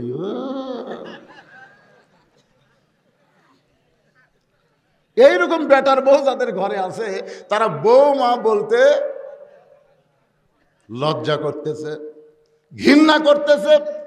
ওমর ফারুক বললেন, না, আমার আব্দুল্লাহর সঙ্গে তোমাকে বিয়ে দিয়ে তোমাকে বৌমা বানায়া আমার বাড়িতেই তোমাকে অধিকার দিবার চাই। মেয়েটা বলতেছে, আমিরুল মুমিনিন, আপনি কিন্তু আমাকে বলেছেন একটা ভালো ছেলের সঙ্গে বিয়ে বসার অধিকার আছে। ওমর ফারুক বললেন, মা, আমার আব্দুল্লাহর চাইতে ভালো ছেলে এই মক্কা মদিনাত নাই। মেয়েটা বলে, আমিরুল মুমিনিন, এমন কথা আপনি কেমনে বললেন? আপনার আব্দুল্লাহর চাইতে ভালো ছেলে মক্কা মদিনাত নাই। আমি একটা ছেলের খবর দেই, দেখেন তো ছেলেটা কেমন। ওমর চুপ করছে, কে রে? আমার আব্দুল্লাহর চাইতে ভালো ছেলের খবর দিবি? আচ্ছা ঠিক আছে, দাও তোমার। মেয়েটা বলতেছে, আমিরুল মুমিনিন, ছেলের নাম হলো হুসাইন, বাবার নাম হলো হযরত আলী, মায়ের নাম হলো ফাতেমা, নানার নাম হলো মুহাম্মদ রাসূলুল্লাহ। এখন বলেন তো, আপনার আব্দুল্লাহ ভালো না হুসাইন ভালো? ওমর ফারুক মাটির দিকে তাকায় বলে, মা, তুমি এমন একটা ছেলের খবর দিলা, আমার আব্দুল্লাহর চাইতে হুসাইন কোটি কোটি গুণ আল্লাহর কাছে ভালো। মেয়েটা বলতেছে, তাহলে হুসাইনের মতন ভালো ছেলে থাকতে আপনার আব্দুল্লাহকে আমি কেন বিয়ে করব? আপনি কিন্তু বলেছেন ভালো একটা ছেলেকে বিয়ে করার অধিকার ইসলাম আমাকে দিয়েছে। ওমর ফারুক চোখের পানিয়ে বললেন, মা, জীবনে কোনোদিন ঘটকালি করি নাই, আজকে প্রথম ঘটক হব। মেয়েটাকে তার বাড়িতে নিরাপদ আশ্রয় দিল। আলীর দরজায় ওমর ফারুক সালাম দিলেন, আসসালামু আলাইকা ইয়া আহলাল বাইত, আসসালামু আলাইকুম ইয়া আহলাল বাইত, আম্মা সাইলা ফালা তানহার। এদের কে উঠলো? হাবেজ সাহেব নাকি? এই মাদ্রাসার ওখানে ছাত্র, তোমরা কি উঠবে? কারণ বর্তমান বাংলাদেশের প্রেক্ষাপট হাসিনার পলায়ন, কোরআনের বীজ ফারুকের মতোই শোনা গেল, কিন্তু ফকিরের আয়াত। যেরকম কিসের আয়াত? ওমর ফারুক তখন বাংলাদেশের মতন ৯৬টা দেশের রাষ্ট্রনায়ক। হযরত আলী দরজা খুলে বলি, আমিরুল মুমিনিন, কবে থেকে ভিক্ষা শুরু করলেন? ফকিরের আয়াত যখন মুখে তেলাওয়াত করলেন, তাহলে আপনি ভিক্ষা শুরু করলেন। ওমর ফারুক বলে, আলী ভাই, এমন বিপদের জীবনে পড়ি নাই, আজকে প্রথম বিপদ। আমি তোমার হোসেনের ব্যাপারে একটু ঘটকালি করবার চাই। সুবহানাল্লাহ বলেন। আলী বলতেছেন, আপনার মতন মহান ব্যক্তি যদি আমার হোসেনের ঘটক হয়, তাহলে পাত্রী অবশ্যই ভালো হবে। কোন আলেম যদি আপনার ছেলের ঘটকালি করে আপনি বুঝবেন বৌমা পাবেন। আর এখনকার শালা ঘটকেরা 10 100 বানায়, খালি মিথ্যা কথা কয়। জোরে কোন কথা? একটা ঘটকের নাম হলো নান্টু ঘটক। জোরে কোন কি ঘটক? সমাজের মধ্যে এরকম কিছু ঘটক আছে না নাই? কথা কন। নামাজ পড়ে না, রোজা করে না, খালি মিথ্যা কথা কয়। হযরত আলী বলতেছে আপনার মতন মহান ব্যক্তি যখন ঘটক হবে অবশ্যই পাত্রী ভালো হবে। ওমর ফারুক বললেন পাত্রীর 1 নম্বর গুণ হলো 6 বছর বয়সে ঈমান গ্রহণ করছে। পাত্রীর 2 নম্বর গুণ হলো 12 বছর ঈমানের পরীক্ষা দিয়েছে। 3 নম্বর গুণ হলো আমার আব্দুল্লাহর সঙ্গে বিয়ে দিবার চাইলাম, কিন্তু মেয়েটা আমার আব্দুল্লাহকে পছন্দ করলো না। আলী বলতেছে আমির আল মুমিনিন, আমার হোসেনের জন্য এমন একটা মেয়ে আমি মনে মনে খুঁজতেছিলাম। আমার হোসেনের জন্য এমন একটা মেয়ে আমি মনে মনে খুঁজতেছিলাম। দেখে দেখে খোঁজা যায় নাই, মনে মনে খোঁজা হবে। আপনি তাহাজ্জুদের নামাজ পড়ে আল্লাহর কাছে বলবেন আল্লাহ আমার ছেলেরা যুবক হয়ে গেছে, আমি মনে মনে একটা ভালো বৌমা পাবার আশা করতেছি আল্লাহ, মনে মনে, দেখে দেখে লয়। আপনারা বলেন তো ছেলের জন্য বাবা কোন মেয়ে দেখা যায় আছে? যায় আছে? কারণ বিবাহের আগে ছেলের জন্যও তা, বাপের জন্যও তাই। হযরত আলী বলতেছেন মনে মনে এমন একটা মেয়ে খুঁজতেছিলাম। ওমর ফারুক বলে আলী রে, তাহলে আল্লাহ আমার ঘটকালি পছন্দ করেছে। এই বলে হযরত আলীকে বুকের মধ্যে নিয়ে দুই যখন মুচকি মুচকি হাসতেছে, এমন সময় হোসেন ঘরের ভিতর থেকে যে সালাম দেয় বলে মুরব্বীরা আপনার দুইজন যেভাবে আনন্দ করতেছেন মনে হয় বিয়ে আপনারাই করবেন। ওমর ফারুক বলে হোসেন মুখে যা আসে তা বলতে পারো না, আমিও তোমার মুরব্বী, তোমার বাবাও তোমার মুরব্বী, আমরা 2 মুরব্বী মিলে যদি কোনো সিদ্ধান্ত নেই তুমি কি মানবা না? হোসেন বলতেছে আপনার 2 জন মুরব্বী আমি জানি, কিন্তু আসল মুরব্বী হিসাবে একজনকেই শুধু মানি, তিনি হলেন আমার নানা। বেশি মুরব্বী মানলে তাবলীগের মধ্যে যেমন গন্ডগোল, বেশি মুরব্বী মানলে পীরের মধ্যে গন্ডগোল, বেশি মুরব্বী মানলে গন্ডগোল হবে, কিন্তু একটা দলের মধ্যে এখন পর্যন্ত কোনো গন্ডগোল নাই, কারণ সেই দলের মুরব্বী হলো একটা, আর মুরব্বী হলেন মুহাম্মাদুর রাসূলুল্লাহ। কুল হে রাসূল আপনি বলেন ইন কুনতুম তুহিব্বুনাল্লাহ ফাত্তাবিউনি, আল্লাহর হুকুম নবীর তরিকা ছাড়া অন্য কোন মানুষের তরিকা মানা যাবে? জোরে বলেন যাবে? আপনি ওমর আমার মুরব্বী, আমার বাবা আমার মুরব্বী আমি জানি, কিন্তু আসল মুরব্বী হিসাবে কেবলমাত্র আমার নানাকে মানি। নানা ছাড়া অন্য কাউকে পুরাপুরি মানা, একজন মানুষকে পুরাপুরি মানা যাবে, তিনি কে? মুহাম্মাদুর। কথা কন না কেন ভাইরে, কথা কন না কেন? নিঃসন্দেহে পুরাপুরি মানা যাবে একজনকে, মাতাকুমুর রাসূলু ফাখুযুহু ওয়া মা নাহাকুম আনহু ফান্তাহু। ওমর ফারুক বলে হোসেন তুমি কি বলবার চাও? হোসেন বলে তাহলে শোনেন, কয়েকদিন আগে আমি স্বপ্নে দেখলাম আমার নানা ঘরের মধ্যে আরাম করতেছে। আমি হোসেন দরজাকে বললাম নানু ভাই আমি একটু ঘরের মধ্যে ঢুকতে চাই। আমার নানা বলে হোসেন এখন আমার বিরক্ত করবি না, আমি জান্নাতে শুয়ে আছি। হোসাইন চমকে উঠছে, ভাঙ্গা ঘরের ভিতর থেকে নানা কথা বলতেছে, আর নানা বলে জান্নাতে আরাম করতেছে। এই জান্নাতটা কেমন দেখায় লাগবে? ছোট্ট মানুষ জানলার ফাঁক দিয়ে তাকায় দেখে নবী তার বিবির উরাতের উপরে মাথা দিয়ে শুয়ে আছে, আর নানি হোসাইনের নানি চুলের মধ্যে হাত দিয়ে বিলকি কাটতেছে। হোসাইন বলে নানা নানির উরাতকে বালিশ বানিয়ে শুয়ে থাকলে কি জান্নাতে থাকা যায়? নবী বলে হোসেন রে তুই ছোট্ট মানুষ, তুই বুঝবি না ভাই, তোর নানির মতন বউ যদি কেউ ঘরে পায় ওই ঘরটা আল্লাহর জান্নাত হয়ে যায়। লিল্লাহে তাকবীর। তোর নানির মতন বউ যদি কেউ ঘরে পায় ওই ভাঙ্গা ঘরটাও আল্লাহর কি হয়ে যায়? জোরে বলেন। আমি সেই দিন থেকে সিদ্ধান্ত নিয়েছি বিয়ে যদি করাই লাগে নানার মতো বিয়ে করবো, আমার বড় ভাইয়ের মতন আমি কাইনবার পারবো না। মানে কিছুদিন হলো হোসেন দেখতেছে হাসান রাদিয়াল্লাহু হোসাইনের সামনে যখন আসে তখন মুচকি মুচকি হাসে, একটু দূরে গেলেই দেখে কান্দে। হোসাইনের সন্দেহ হলো, কে রে, আমার বড় ভাই এরকম হঠাৎ হাসে হঠাৎ কান্দে, কারণ কি? কাছে যা ভাইয়ের হাত ধরে বলতেছে, হাসান ভাই, দুই ভাই একই সঙ্গে থাকছি গো, দুই ভাই একই সঙ্গে কত আনন্দ করছি, আজকে তুমি কান্দো আমি হাসি, কারণ কি? হাসান বলতেছে, কাকুজান কোষ না, তোর ভাবি আমার কলজাত আগুন ধরে দিছে রে, তোর ভাবি মানুষটা ভালো নয় রে, আমার বাপ বোঝেনি, এখন যদি আমার বাপ শোনে তাহলে কষ্ট পাবি, দরকার নেই, তোরে কইলাম তুই যেন কারো কোষ না। হাসান দাদের বইয়ের নাম হলো জায়দা, জোরে বলেন নাম কি?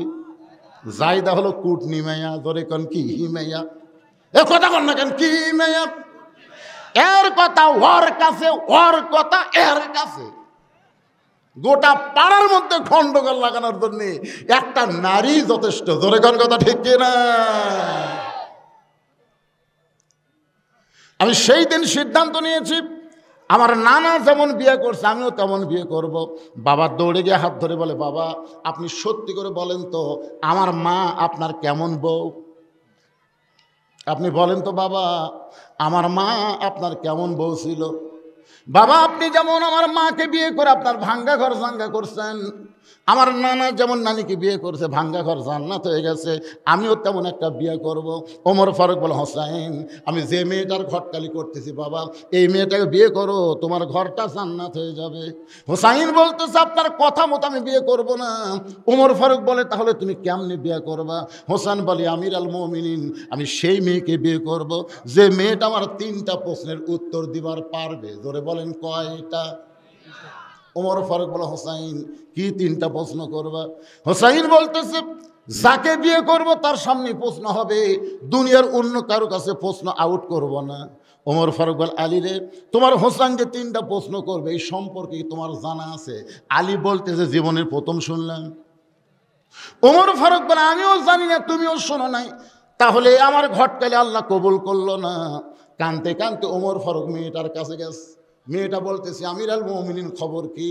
ওমর ফারুক বলে, মা আমার আব্দুল্লাহকে বিয়ে কর, তোর জীবন শান্তিময় হয়ে যাবে। মেয়েটা বলতেছে, তাহলে একটা বার বলেন হোসেনের চাইতে ভালো। ওমর ফারুক বলে, যেটা ভালো না সেটা কেমনে বলবো?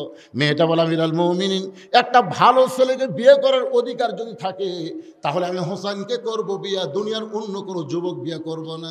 ওমর ফারুক বলে, মা হোসেন সেই মেয়েটাকে বিয়ে করবে যে মেয়েটা 3টা প্রশ্নের উত্তর দিবার পারবে, যেই প্রশ্ন আমি জীবনেও জানি না, তার বাবাও শোনে নাই, তাহলে তুমি কেমনে দিবা? মেয়েটা বলি, আমির আল মুমিনিন হোসেন কি 3টা প্রশ্ন করবে আমি জানি না, তবে আমার ঈমান বলতেছে আমি না পারলেও আমার আল্লাহ পারবে।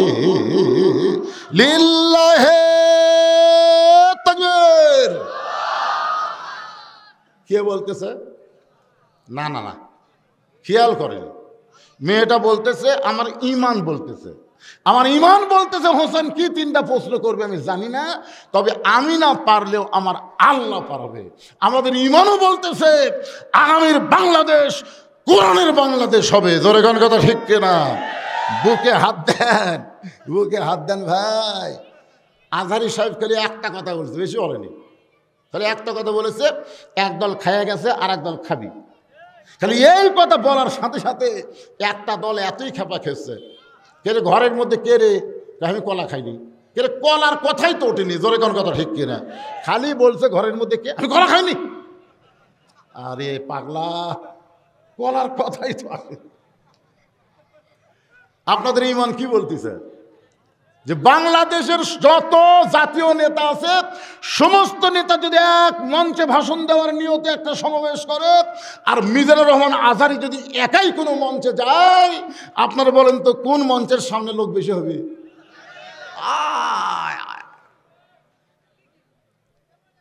হ্যাঁ, এখনকার কিছু নেতারা দেখবেন এসে ঘরের মধ্যে বসে থাকে, ওরা কিন্তু অনেক আগে আসে, টেজত আসে না। কেন আসে না? কারণ প্রধান বক্তা যখনই যাবি তখন লোকজন বেশি হবি, ওই সুযোগেই বয়ান মারবি। তোমরা কত বড় মরদ আছো, সমাবেশ ডাকো তো দেখি। কারণ বাংলার মানুষ আর নকল চাই না, আসল কোরআনের দিকে আসতেছে। জোরে বলেন কত ঠিক? আল কোরআনের আলো ঘুরি চলবি।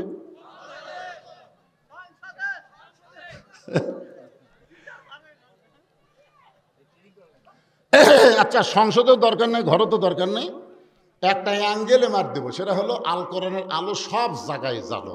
আচ্ছা, সব জায়গার মধ্যে সংসদ আছে না নাই? হ্যাঁ, এটা দেন, আল কোরআনের আলো। যাই বলতেছেন আল্লাহ আল্লাহ, যারা স্লোগান দিচ্ছেন আল্লাহ ও আল্লাহ, আমি বলার আগেই দুই কান্দের ফেরেশতা আল্লাহ বলতেছে, আল্লাহ তোমার কোরআনের পক্ষে স্লোগান বক্তা দিবার করলো, এরা যে দিল না, তা আমরা কি লেখবো? আপনার দুই কান্দের দূরে ফেরেশতা নাই? এ কথা কোন আছে না নাই? আপনি যখন রাত্রে দরজা জানলা লাগা দিয়ে কম্বলের মধ্যে যখন অশ্লীল ভিডিও দেখেন, তখন দুই কান্দের ফেরেশতা কি কয়? এই যুবকেরা কি কয়? দুই কান্দের ফেরেশতা কয়, আল্লাহ এই শয়তানের কান্দ থাকবো না, যে কাম শুরু করতে ল্যাপের মধ্যে, আল্লাহ রে। তোমার দুই কান্দে দুই মোহরি, এই গানটা গাইলে গুনাহ হবে না, সবাই গাও। তোমার দুই কান্দে দুই মোহরি, লেখিতেছেন ডায়েরি, দলিল দেখে রায় দিবে, দলিল দেখে রায় দিবে, টাকা পয়সার নাই কারবার, কিরামান কাতিবিনা ইয়ালামুনা মা তাফআলুন। ওমর ফারুক এক দৌড় আলীর দরজা রাখতেছে, আলী রে। আলী দৌড়ে এসে বলে, আমির আল মুমিনিন। এখনই কানতে কানতে চলে গেলেন। আবার আইসেন কেন? তারিখ কর্ম। হোসেন কয়, কিসের তারিখ? উমর কয়, তোর বিয়ের তারিখ না রে, তুই যে তিনটা প্রশ্ন করবি, মেয়েটা উত্তর দিবার পারবে কি পারবে না, এটা যাচাইয়ের তারিখ। আলী বলতেছে, আপনার মাথা খারাপ হলো? যেই প্রশ্ন আপনি জীবনেও শোনেন, আমি জীবনেও শুনিনি, আপনিও জানেন না, আর সেই প্রশ্নের উত্তর মেয়েটা কেমনে দেবে? ওমর বলে, আলী মেয়েটা ইমানের বলে বলিয়ান হয়ে এমন কথা বলেছে, আমার বিশ্বাস মেয়েটা একলা নাই, মেয়েটার সঙ্গে আমার আল্লাহ রয়েছে। আপনার বলেন তো, ভারত যদি বাংলাদেশকে অ্যাটম বোমা মারে, কি ভাই কোনো সমস্যা হচ্ছে? ভারত যদি বাংলাদেশকে অ্যাটম বোমা মারে, যে ভারত বলতেছে না বাংলাদেশ পুষ্কা একটা দেশ হয়, বেশি বাড়াবাড়ি করো না, আমরা তিন দিকে ভারত, একদিকে বঙ্গোপসাগর, যদি বাংলাদেশকে ধরি 15 দিনের মধ্যে আমরা বাংলাদেশ দখল করব। সাথে সাথে আমার ফেসবুকে মৌলানা বদরুল রশিদ আইডি দেখবেন, আমি সাথে সাথে একটা স্ট্যাটাস দিছি, ভারত বাংলাদেশে যদি ঢুকতে চাস চিন্তা ভাবনা করে ঢুকবি। আমাদের যুবকের হাতে 3 হাতে একটা লাঠি থাকবে, কোমরের মধ্যে একটা খুর থাকবে, ঢোকার সাথে সাথে লাঠির তলে ফেলে গোড়া কাটবে না, আগা কাটা পোলটা খাতনায় মুসলমান করে দিবি। আমার এই ওয়াজ ভারতে 70 মিলিয়ন ভিউ আছে, যে লাঠি দিয়ে ফেলে দিয়ে খুর দিয়ে কেটে দিবি, পোলটা খাতনায় মুসলমান বানাবি। আপনারা মনে করেন আমার ওয়াজ খালি বাংলাদেশে চলে? এই যে এই যন্ত্রগুলোর মাধ্যমে লাইভ হচ্ছে, ভারতের মুসলমানরা দেখতেছে, ভারতের অসংখ্য মুসলমান হক কয়, হুজুর একটা ডাঁটের ওয়াজ করছেন। এক হিন্দু আমাকে বলতেছে, হুজুর যে ভগবানের আসলে কোনো পাওয়ার নেই, আপনাকে আল্লাহরই তো সব পাওয়ার। কারণ কিছুদিন আগে আমেরিকাতে আগুন লাগছিল, জানেন আপনারা? ক্যালিফোর্নিয়া আগুন লাগছিল না? দাবানল যত প্রকার প্রযুক্তি আছে সমস্ত প্রযুক্তি দিয়ে আগুন নিবানোর চেষ্টা করলো, কিন্তু আগুন লিভল না। তখন আমেরিকার সরকার, ওই দেশের সরকার মুসলমানের দ্বারস্থ হলো, মুসলমানকে গিয়ে বলতেছে, ভাই আমাদের গড ঘুমাচ্ছে, আমাদের ঈশ্বর কাত হয়ে আছে, আমাদের ভগবান মরিছে, তোমাকে আল্লাহর খবর কি?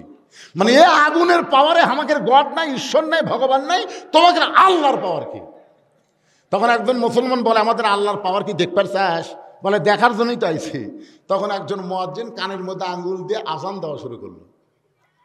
যতদূর পর্যন্ত আজানের শব্দ যায় ততদূর পর্যন্ত আল্লাহ আগুন নিভায়া দেয়। ওই দৃশ্য দেখে শত শত আমেরিকার খ্রিস্টান মুসলমান হয়ে গেল। মালওয়ানের বাচ্চারা, তোরা কিসের পাওয়ার দেখাস রে? খালি আসে দেখ, তোরকে মাল তোরকে ফেরত দিছি, এত লাপাস কে? যেটার জন্যই বাংলাদেশ তোকে দিয়া দিছে তো মাল লেখা মেম্বার থেকে শুরু করে একটা এমপি পর্যন্ত বাংলাদেশে নাই, সব ভারতত পলে গেছে। জোরে কথা কন না কেন ভাই? তত লেখা আবার আমাকে দেশের দিকে তাকাস কেন? তোরাই তো কয়েকদিন আগে বললি পেঁয়াজ বন্ধ করে দিলাম, চিনি বন্ধ করে দিলাম, আলু বন্ধ করে দিলাম, লবণ বন্ধ করে দিলাম। তো কি যেই দিন বন্ধ করছে সেই দিন আল্লাহ বলতেছেন ওমা মিন দাব্বাতিন ফিল আরদি ইল্লা আলাল্লাহি রিজকুহা।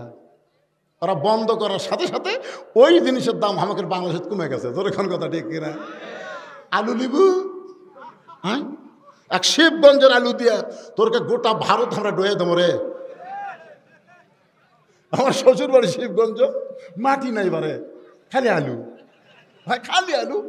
আমার বাবা এত আলু জীবনে দেখিনি, মাটি টান দিলে ঝরঝর করে আলু বাড়ি হয়, মানে আলুর ফ্যাক্টরি হয়ে গেছে। আল্লাহ কোরআনে বলেছেন ফালিয়াবুদু রব্ব হাযাল বাইত আল্লাযী আত'আমাহুম মিন জু'ইন ওয়া আমানাহুম মিন খাউফ। নির্দিষ্ট তারিখ মোতাবেক ওয়াজ কিন্তু এবার কঠিন শুরু হয়ে গেল। নির্দিষ্ট তারিখ মোতাবেক 3টা প্রশ্নের উত্তর মেয়েটা দিবার পারবে কিনা এটা যাচাইয়ের তারিখ। জোরে কান কিসের তারিখ? ডান পাশে হজরত ওমর বসে গেছে, বাম পাশে হজরত আলী, আর মাঝখানে হোসাইন। এই ছেলেরা এখন থেকে মনোযোগ দিয়ে শোনা লাগবে পাগলারা। ডান পাশে হজরত ওমর, জোরে কান ডান পাশে কে? বাম পাশে হজরত আলী, মাঝখানে হোসাইন।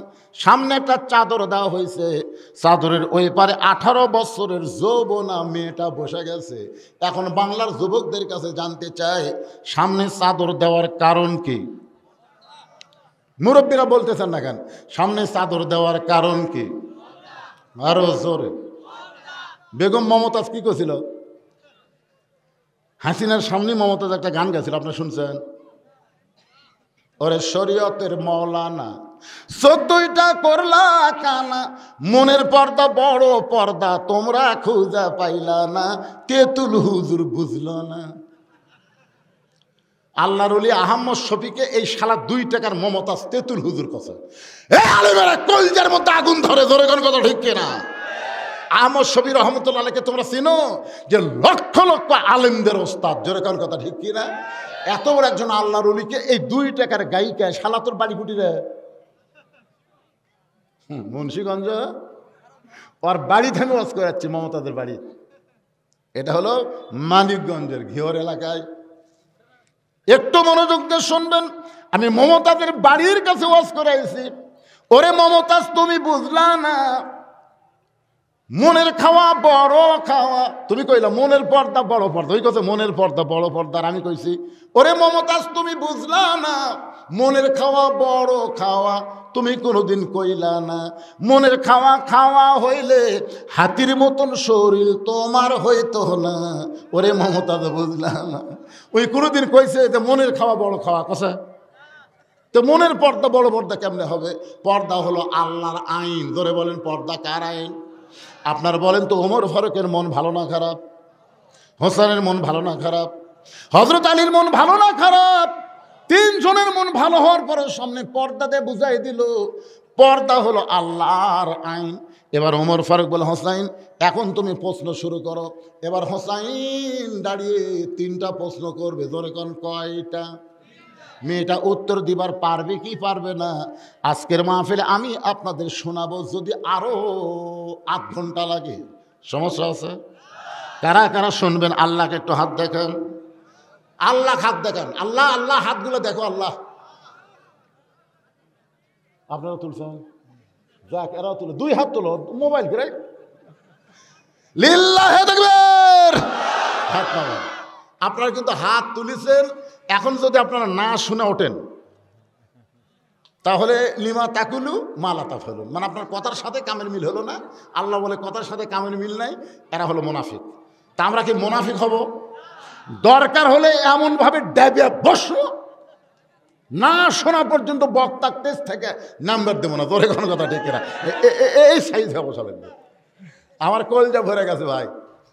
আরে একটা লোক লড়াচড়া নাই, দুই একটা উঠতেছে আবার এদিকে এসে বসতেছে, ওটি উঠতেছে এটি এসে বসতেছে। মানে আমার কালো মানুষ তো ভালো দেখা যাচ্ছে না, তাহলে কাছে কাছে আসার চেষ্টা করতেছে। আলহামদুলিল্লাহ। এই তিনটা প্রশ্ন হোসেন করবে, মেয়েটা উত্তর দিবার পারবে কি পারবে না, বিয়ের সাথে কিভাবে দেওয়া যায়, এই সব গল্প শোনাবো। তার আগে এই নবীর এতিম মাদ্রাসায় 100 বস্তা সিমেন্ট লাগবে। হোসেন বলে, রে মেয়ে, তুমি একলা একলা বসে আছো, তাই বলে মনে করো না তুমি একলা হয়ে গেছো। আমি হোসাইন বড় একা হয়ে গেছি। ওমর ফারুক বলে, হোসেন তুমি কি পাগল হলে নাকি? তোমার ডান পাশে আমি বসে আছি, বাম পাশে তোমার বাবা বসে আছে, তুমি একলা কেমনি হলে? হোসেন বলে, রে মেয়ে, আমার দুই পাশে দুইজন মহামানব বসে আছে, কিন্তু মনে মনে তোমার পক্ষ নিয়েছে, দেহ নিয়ে শুধু আমার কাছে বসে আছে, মনে মনে এই দুইজন মহামানব পক্ষ নিছে কার? আপনার বুঝতে পারতেছেন না?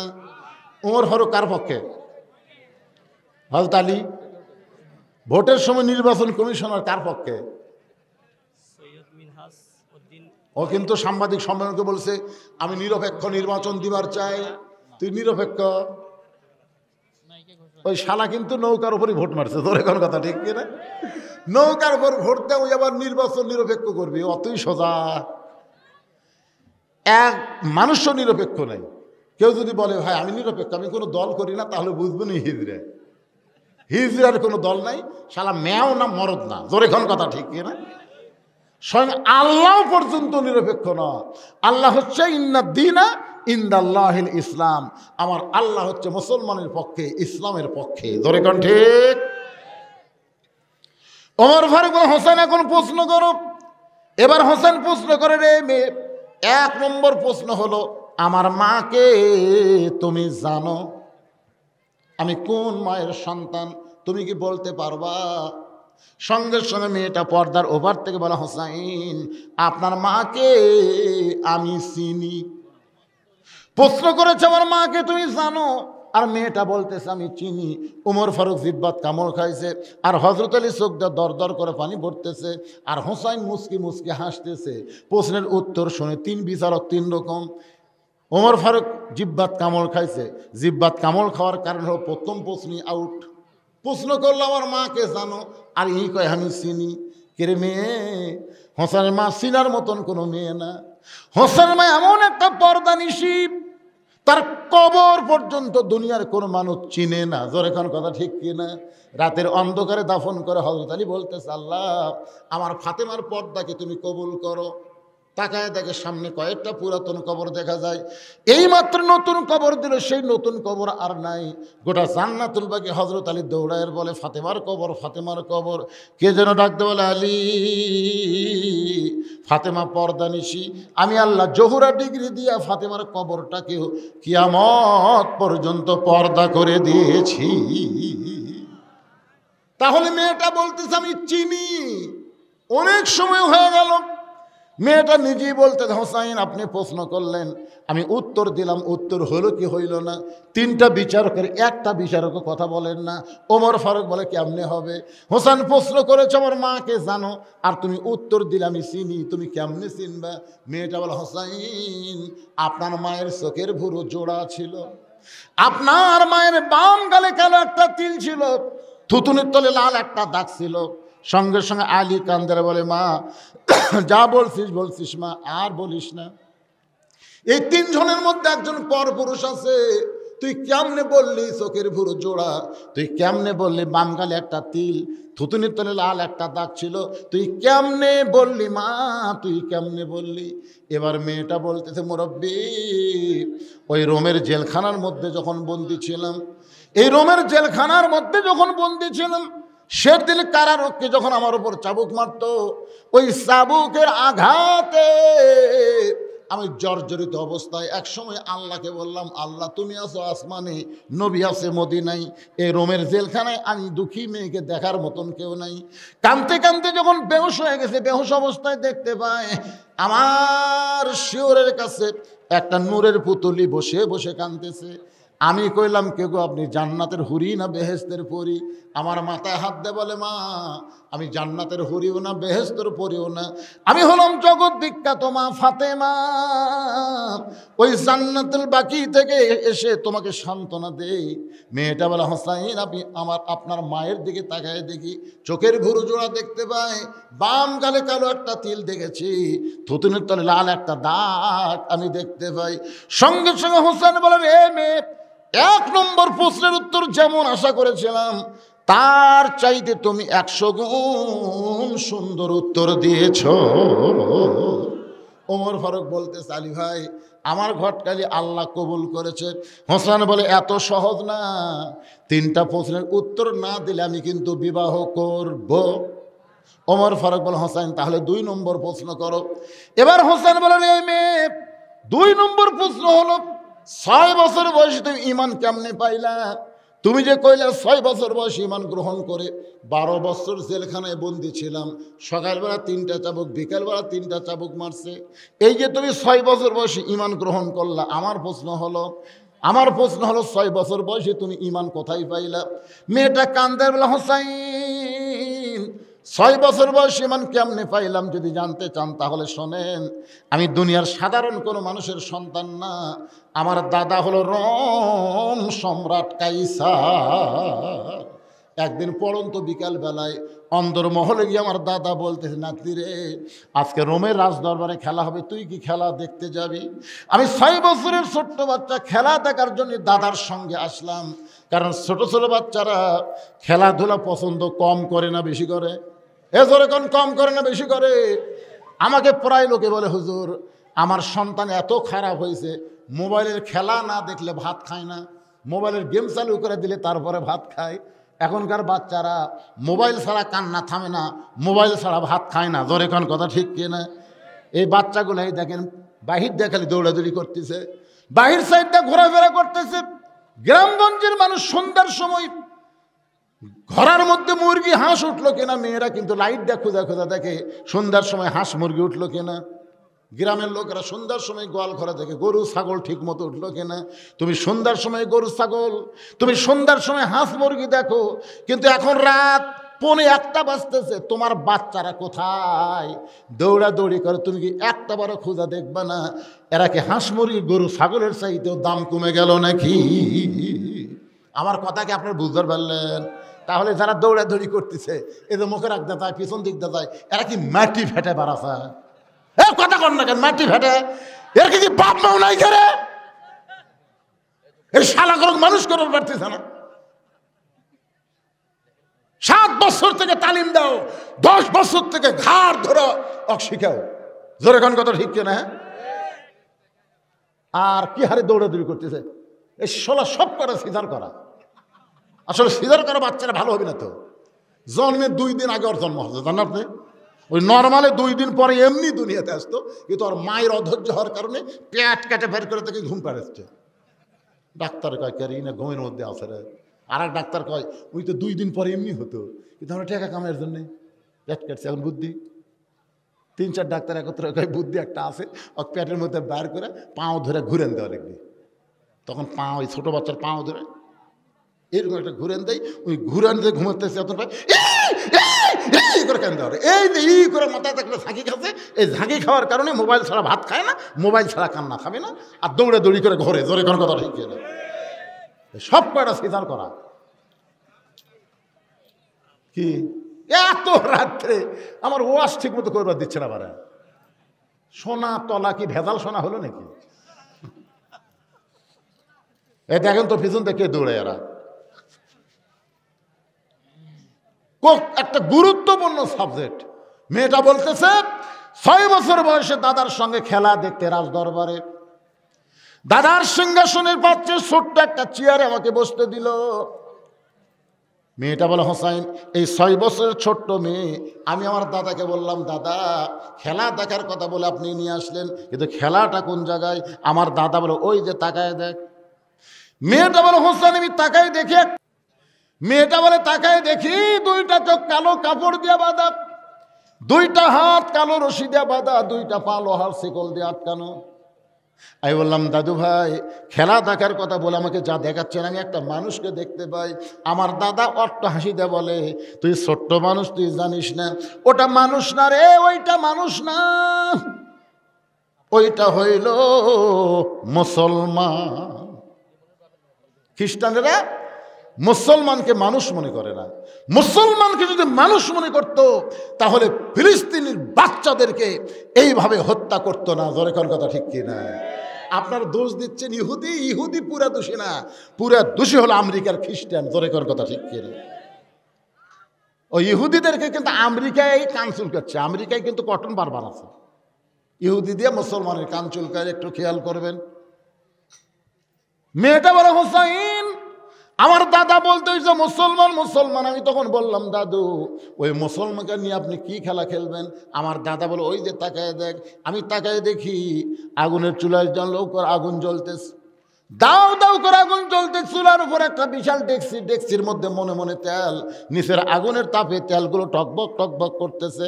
আমার দাদা বলে না তীরে ওই মুসলমানকে হাত পাও বান্ধে উত্তপ্ত তেলের মধ্যে ফেলে দেব, মুসলমান পুড়ে মরে যাবে। আজকের খেলার নাম হলো মুসলমান মারার খেলা। মেয়েটা বলে হোসাইন আমি 6 বছরের ছোট্ট মেয়ে, আমি দাদার সামনে দাদায় বললাম দাদু ভাই এই মুসলমান মারার খেলা কি বন্ধ করা যায় না? এই মুসলমান মারার খেলা কি বন্ধ করা যায় না? আমার দাদা বলে 100 বার বন্ধ করা যায়। ওই মুসলমান যদি একবার বলে আল্লাহ রাসূল মানি না, শুধু একবার বলবে আল্লাহ রাসূল মানি না, কারণ হাত বানছি, চোখ বানছি, পাও বানছি, কিন্তু মুখটা তো আমি বান্ধি নাই। ওই মুখ দেখালে একবার বলবে আল্লাহ রাসূল মানি না, সঙ্গে সঙ্গে মুসলমানের হাতের বাঁধন খুলে দেব, চোখের বাঁধন খুলে দেব, পায়ের শিকল খুলে দেব। মেয়েটা বলে হোসেন আমি ছোট্ট মেয়ে, মুসলমানের কাছে গিয়ে বললাম মুসলমান তোমাকে পুড়ে মারার জন্য দাও দাও করে আগুন জ্বলতেছে, যদি তুমি বাঁচতে চাও তাহলে একটা বারের জন্য বলো আল্লাহ রাসূল মানি না। মুসলমান মুচকে মুচকে হাসে বলে মা তুমি ছোট্ট মানুষ, তোমার কাছে জীবনের দাম বেশি, কিন্তু একজন মুসলমানের কাছে জীবনের চাইতে ইমানের দাম কোটি কোটি গুণ বেশি। দরকার হলে জীবন দিব, এই গোটা দুনিয়া আমি ত্যাগ করব, কিন্তু একটা মুহূর্তের জন্য মুসলমান তার ইমান থেকে আল্লাহ রাসূলকে বাদ দিবার পারবে না। মেয়েটা বলে হোসেন রে, এই কথা মুসলমান যখনই বলেছে সঙ্গে সঙ্গে আমার দাদা চেয়ার থেকে লাফ দুটে বলতেছে রে সৈন্যরা আর দেরি করিস না, ওই মুসলমানকে হাত বাঁধা অবস্থায় উত্তপ্ত তেলের মধ্যে ফেলে দাও। আমি তখন বললাম দাদু ভাই একটা জীবন্ত মানুষকে পুড়ে মারবেন, এই খেলা আমি দেখব না, এই খেলা আমি দেখব না। আমার দাদা বলতেছে খেলা দেখার জন্য তোরে নিয়ে আইছি, খেলা দেখতেই হবে। আমাকে জোর করে যখন দাদা আটকে ধরল, তখন আমি একটা হাত দিয়ে আমার চোখ বন্ধ করলাম। একটা জীবিত মানুষকে আগুনে ফেলে দিবে এ দৃশ্য দেখব না, কিন্তু চোখে হাত দিয়ে দেখি ওই মুসলমানকে আমার দাদার সৈন্যরা টেনে টেনে আগুনের দিকে নিয়ে যাচ্ছে না, বরং মুসলমান আগুনের দিকে নিজের ইচ্ছায় যেন হেঁটে হেঁটে চলে যায়। আমি মনে করেছিলাম আগুনের চুলা, কিন্তু জাতির পিতা ইব্রাহিমের সন্তান মুসলমান জানে আগুনের চুলা হতে পারে, এর ভিতর দিয়ে আল্লাহ জান্নাতের দরজা বরণ করে নিবে। মেয়েটা বলে হোসাইন রে, এক সময় আগুনের চুলার কাছে যখন চলে গেল, এখন সৈন্যরা ধাক্কা মারবে, ওই মুসলমান উত্তপ্ত তেলের মধ্যে পড়ে পড়ে যাবে। এমন সময় আমি ডান হাত দিয়ে চোখটা জাপটে ধরলাম, হঠাৎ একটা মধুর সুর আমার কানের মধ্যে চলে আসলো। সেই সুরটা হলো লা ইলাহা ইল্লাল্লাহু মুহাম্মাদুর রাসূলুল্লাহ। আমি তখন দেখি, যদিও হাত দিয়ে চোখ বাঁধা, তারপরে আমি দেখি মুসলমানের দেহ নামক খাঁচাটা উত্তপ্ত তেলের মধ্যে পড়েছে, কিন্তু খাঁচার পাখিটা কে যেন ধরে সবুজ রঙের একটা বাগানে উড়াল দেয়। আমার সোনার ময়না পাখি খাসা খানা কবরে রাইখা জান্নাতে উইরা গেলি নাকি রে আমার সোনার ময়না পাখি। আমি নিজের চোখে দেখলাম মুসলমানের দেহ নামক খাঁচাটা উত্তপ্ত তেলের মধ্যে পড়েছে, কিন্তু খাঁচার পাখিটা কে যেন যত্ন করে ধরে এমনভাবে কবিতরের মতন ছাইড়া দেয়, পাখিটা উড়তে উড়তে সবুজ রঙের একটা বাগানে চলে যায়। ওই বাগানের নাম হলো ইল্লিন, জান্নাতের বাগান। মেয়েটা বলে, হোসাইন আমি এক ঝাঁকি দিলাম। দাদা আমার বাম হাত ধরেছিল, কিন্তু তখন আমার মধ্যে ঈমান ছিল না। ওই মুসলমানের কলমা কলিজা আসার সঙ্গে সঙ্গে আল্লাহ আমার দেহে এমন শক্তি দিল, আমি হ্যাঁচকা টান দিলাম, দাদার হাত থেকে হাতটা খুলে গেল। আমি বাড়িতে গিয়ে বললাম মায়ের সামনে, লা ইলাহা ইল্লাল্লাহ মুহাম্মাদুর রাসূলুল্লাহ। আমার মা বলে, তোর দাদা যদি জানতে পারে, তোর বাবা যদি জানতে পারে এই মুসলমানের কলমা কোথায় পাইলি রে, এই মুসলমানের কলমা বাদ দে, তোকে হত্যা করবে মা। আমি তখন বললাম, মা নিজের চোখে দেখছি মা, এ কলমাওয়ালারা কোনোদিন মরে না। নিজের চোখে দেখছি মা, এই কলমাওয়ালার দেহ উত্তপ্ত তেলের মধ্যে পাখি উড়াল দিয়া জান্নাতে চলে যায়। আমি এক দৌড়ে এসে দেখি আমার দাদা সৈন্যদের নিয়ে ওই মরা পড়ে যাওয়া লাশের কাছে আনন্দ মিছিল করতেছে। মনে হয় শাহবাগে আনন্দ মিছিল করতেছে। জোরে কোন কোন জায়গায়? আপনারা শাহবাগে আনন্দ মিছিল দেখেননি? যখনই জাতির শ্রেষ্ঠ সন্তানকে ফাঁসি দেওয়া হয় ওরা তখন আনন্দ মিছিল করে। আমি দেখলাম আমার দাদা সৈন্যদের নিয়ে মিছিল করতেছে। মুসলমান পুরা ছাই হয়ে গেল, মুসলমান পুরা ছাই হয়ে গেল। আমি তখন দাদার সামনে এসে বললাম, কানার ভাগ্যে ধন মিলে না, কানার ভাগ্যে ধন মিলে না, সামনে পড়ে আছে সোনা কানা দেখতে পাই না, মাটি মনে করে ফাইলা দেয়, মাটি মনে করে ফাইলা দেয়, হাতে তুলে নেয় না, কানার ভাগ্যে ধন মিলে না। আসলে বাংলাদেশের মুসলমান হলো কানার জাত, এই জন্য কোরআনের গুরুত্ব কম, আগডুম বাগডুমের গুরুত্ব বেশি। জোরে কোন কথা ঠিক কিনা? কানার ভাগ্যে ধন মিলবে, সামনে পড়ে আসে সোনা কানা যে দেখতে পাই না, মাটি মনে করে ফেলে দেয়, মাটি রে, কোরআন শরীফ কি মাটি, হাতে তুলে নেয় না। মেয়েটা বলে, দাদা কানা হয়ে আনন্দ করতেছেন, মুসলমানের দেহ পুড়তে পারে, কিন্তু মুসলমানের পাখি এখন জান্নাতে ঘুরতেছে। আমার দাদা কয়, তুই আমার নাতনি হয়ে তুই মরা মুসলমানের পক্ষ নিলি কেন? আমি তখন বললাম, দাদা ওই মুসলমান মারা যায় নাই, ওই মুসলমান আর একজন মুসলমান তৈরি করে বিদায় নিছে, ওই মুসলমানের যাওয়া দেখে আমি নিজেই ঈমান গ্রহণ করেছি। আমার দাদা মাথার চুল টেনে কয়, এরা কি যাত্রী, এরা চলে যায় আরো 10টা বাইনে থেকে যায়। আপনারা বলেন তো, পৃথিবীতে মুসলমান দিন দিন কমতেছে না বাড়তেছে? তোরা যতই ফিলিস্তিন মার, কাশ্মীরত মার, যতই মার, বারাক হোসেন ওবামা আমেরিকার সাবেক প্রেসিডেন্ট বলে গেছে 2040 সালের মধ্যে গোটা পৃথিবীতে মুসলমানের সংখ্যা সব চাইতে বেশি হয়ে যাবে। সুবহানাল্লাহ, জোরে কর। ইনশাল্লাহ না, হয়ে যাচ্ছে। আপনি জানেন প্রতিদিন নিউজিল্যান্ডে কত খ্রিস্টান মুসলমান হচ্ছে, আমেরিকাতে কত হচ্ছে, ভারতের কত হিন্দু মুসলমান হচ্ছে জানেন? এরা দিন দিন কিন্তু বাড়তিছে, কমার জাত না। মারবো একটা, মারবো আমাকে মরা দিকে 3টা মুসলমান হবে। তোর কোন কথা ঠিক কিনা?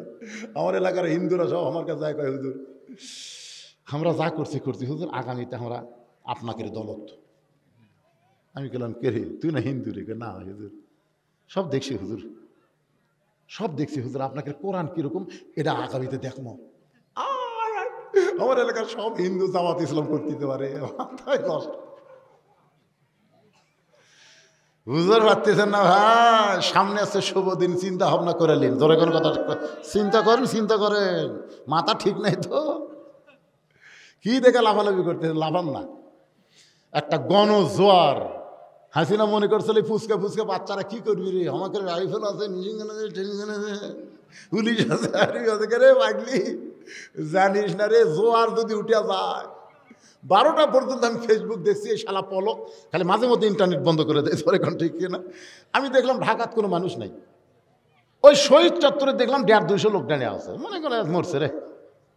মসজিদের মধ্যে গেলাম, এখানে কান্না শুরু করছি, ভাই কোরআন শরীফ পড়ি আর কান্দি, আল্লাহ আজকে যদি হাসিনা কোনো মধ্যে জিতে, আগামীকাল থেকে আর বাড়ির থাকা যাবে না, মানে আমাকে আগে ধরবি, আমি যে ওয়াজ করছি। 2টার সময় আইসা ফেসবুক খুলে দেখি, ওরে বাবারে, যে দিকে তাকায় সেই দিকে খালি তহরান আবাবিল, ধরে সুবহানাল্লাহ, সব খালি গণভবন বঙ্গভবন সংসদ ভবন দিকে হাঁটতেছে, গুলি করতেছে। একজন আইজি স্বরাষ্ট্রমন্ত্রী বলতেছে, এই দেখেন এই দেখেন স্যার, হাই স্যার, আমরা গুলি করি, একজন পড়ে যায় আর একজন ওই ফাঁকের মধ্যে দাঁড়ায়, ও মারে বাবারে, দৌড় মারে, একটাও দৌড় মারে না, গুলি করতেছি, একজন পড়ে যাচ্ছে, একজন উঠে আবার খাড়া হচ্ছে। বুঝবার পারিস নি ভাই, সামনে একটা দিন আসতেছে, সব রেজাল্ট উল্টে দিবি, জোরে কোন কথা ঠিক কথা বলে, বুঝবার পারতেছে না। এখনো সাইজ হন, মানুষের তৈরি আইন চলবে না, 90% মুসলমানের দেশে আল্লাহর কোরআন চলবে, জোরে কোন কথা ঠিক কিনা। এবার ওমর ফারুক বলে, হোসাইন, মেয়েটা বলতেছে, হোসাইন এইভাবেই 6 বছর বয়সী মানটাকে আমি গ্রহণ করলাম। হোসেন বলে, রে মেয়ে, 2 নম্বর প্রশ্নের উত্তর যেমন আশা করেছিলাম তার চাইতে 1000 গুণ তুমি সুন্দর দিয়েছ। ওমর ফারুক বলে, হোসেন তাহলে 3 নম্বর প্রশ্ন করো। এখন 3 নম্বর প্রশ্নটা খুবই সহজ। হোসেন বলতেছে, মেয়ে, আমার 3 নম্বর প্রশ্ন হলো, বিয়ার পরে আমার সঙ্গেই তোমার থাকতে হবে। বিয়ার আগে না বিয়ার পরে? কথা কয় না। আমি আমার জীবনে এই বছরই দেখলো 14ই ফেব্রুয়ারি, বোঝা গেল না, আমি জোহর নামাজ পড়ে ইউনুসের জন্য দোয়া করলাম। ইউনুস চিনেন? ইউনুস মালক চিনেন? ইউনুস মালক চিনেন? রব্বানা, আমরা দোয়া করলাম কি, ইউনুস দোয়া কি, লা ইলাহা ইল্লা আনতা সুবহানাকা ইন্নী কুনতু মিনাজ জালিমিন। আসলে মানুষটার বয়স বেশি হতে, বুঝলেন, বুড়া মানুষের কাম হলো ধীরে ধীরে। যেদিন 32-36 হলো সেই দিনে বোঝনো, বাবা এই মালক সেনা কঠিন রে, কি তারপর ইউনুস যেভাবে কাম টাইট দিচ্ছে, কিন্তু ধীরে ধীরে। আপনারা মনে করেন না যে না দেখা ছাড়বি। বড় আশা করেছিল ডোনাল্ড ট্রাম্পের কাছে মোদি গেলে হয়তো হাসিনা বাংলাদেশে আসার একটা ব্যবস্থা হবে। ডক্টর ইউনুস আগে আসল জায়গাত মোবাইল করছে, আসল জায়গাত আগেই মোবাইল করছে। ডোনাল্ড ট্রাম্পের মাথা ঘুরে গেছে। ও বাবা, ডোনাল্ড ট্রাম্প পর্যন্ত বলতে বাধ্য আছে বর্তমান গোটা পৃথিবীর ভিতরে বাংলাদেশের চেয়ারে দিন বসে আছে, সমস্ত রাষ্ট্রনায়কের মাথা যা আছে এক ইউনুসের মাথা তার চাইতে বেশি আছে। সুবহানাল্লাহ কন্যা গান। ইউনুস নবীরে খাইলো মাছেতে গিলিয়া, ফেরেশতা পাঠাইলেন আল্লাহ ইসমে আজম দিয়া, দমে দমে শহর দম পরে সে ইসমে আজম, মাছেরই উদর হইতে বাঁচাইলা প্রাণ। একটা মাছ পর্যন্ত ইউনুসও গিলা খায় হজম করার পারেনি, জোরে কোন কথা ঠিক কিনা। আর তোরা সেই ইউনুসও খাবার চাচ্ছ, লাভ নাই, জায়গা মতোই কাম হবে, জোরে কোন কথা ঠিক। এখন বলতেছে বিবাহের পরে, তার মানে 14ই ফেব্রুয়ারি পালন করা জায়েজ না হারাম? বিবাহের আগে কোনো মেয়ের সঙ্গে সম্পর্ক করা জায়েজ না হারাম?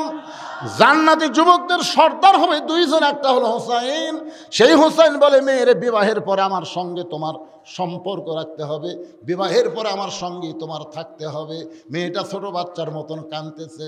ওমর ফারুক বলে, মা তুমি বলে দাও বিবাহের পর আপনার সঙ্গেই থাকবো। মেয়েটা বলে, আমির আল মুমিনিন, এমন সস্তা কথা বললে হোসাইন পছন্দ করবে না, এগুলো কথা বলে হোসাইনের মন গলান যাবে না। ওমর ফারুক বলে, মা তাহলে তুমি কি বলবার চাও? মেয়েটা বলে, হোসাইন আয়ুব নামে একজন নবী ছিল। আয়ুব নবী এক সময় বাদশা ছিল, অনেকগুলো বিবি ছিল, বাদশার অনেক বাড়িঘর ছিল, সহায় সম্পত্তি, চাকর নাকর অনেক কিছুই ছিল। কিন্তু আয়ুব নবী যখন অসুস্থ হয়ে গেল, এমন অসুস্থ হলো দেহের মধ্যে পচন ধরলো, দেহের যখন দুর্গন্ধ শুরু হলো, তার বাদশাহী চলে গেল, তার রাজত্ব চলে গেল, তার চাকর নগর সবাই চলে গেল। এমন দেহের দুর্গন্ধ, যতগুলো বউ ছিল সব বউ আয়ুব নবীকে ছেড়ে চলে গেল। আয়ুব নবীকে লোকালয় থেকে জঙ্গলের মধ্যে ফেলে দিয়ে আসলো। কেউ যখন আয়ুব নবীর সঙ্গে নাই, এমন সময় একজন বিবি, নাম হলো রহিমা, ওই রহিমা আয়ুব নবীর ছাড়ে নাই। হোসাইন, বিবাহের পরে রহিমার মতো আমি আপনার সঙ্গে সুখে দুঃখে সব সময় থাকতে চাই। হোসেন বললেন, এই মেয়েটাকে বিবাহ করতে আমার কোনো আপত্তি নাই। আজকের আলোচনার ভিতর দিয়ে আমি সব কথাই বলেছি, আন্দোলনের কথা বলেছি, দানের কথা বলেছি, পর্দার কথা বলেছি, ইবাদতের কথা বলেছি, কোরআন বিজয়ের কথা বলেছি। প্রত্যেকটা কথা বক্তা এবং শ্রোতা সকলকে আল্লাহ আমল করার তৌফিক দান করুক। সকলে বলে আল্লাহুম্মা আমিন। আস্তাগফিরুল্লাহ রাব্বি মিন কুল্লি জামবি ওয়া তুবু ইলাইহি লা হাওলা ওয়ালা বিল্লাহিল আলিয়্যিল আযীম। আল্লাহুম্মা সাল্লি আলা মুহাম্মাদ, আল্লাহুম্মা বারিক আলা মুহাম্মাদ। আপনারা যে আগে লাভ ধরে চলে যাচ্ছেন, আপনারা যে আগে বাড়ি যাওয়ার পারবেন তার গ্যারান্টি দেন তো। এই যারা লাভ দিয়ে উঠলেন, আপনি বাড়ি যাওয়ার পারবেন তার গ্যারান্টি দিয়ে ওঠেন। দৌড় মারতেছে কেরে পাগলা, ঘাটার মধ্যে 2 টাকায় পড়ে হাসপাতাল যাওয়া লাগবে তখন। আপনার কি বাড়ির যাবেন না হাসপাতালে যাবেন? তো বাড়ির যদি যাবার চান তাই মনোযাত্রা করে যান। একটা পর্যন্ত ওয়াজ শুনলেন, একটা। আমি আমার এই গোটা সিজনে এত লম্বা ওয়াজ কোনোদিন করিনি, আজকেই করলেন, আজকেই করলাম। এত লম্বা ওয়াজ কোনদিন করলেন?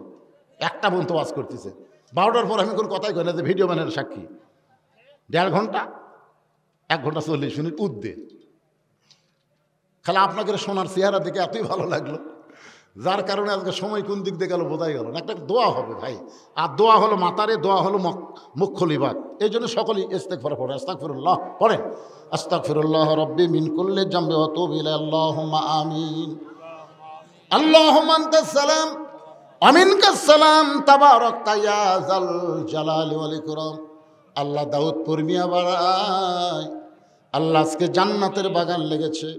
ও মাবুদ, তোমার নবীর এতিম মাদ্রাসা, তোমার ঘর মসজিদকে কেন্দ্র করে মেহেরবানি করে আজকের মাহফিল আমাদের সকলের হেদায়েতের জন্য, নাজাতের জন্য, জান্নাতের জন্য কবুল করো।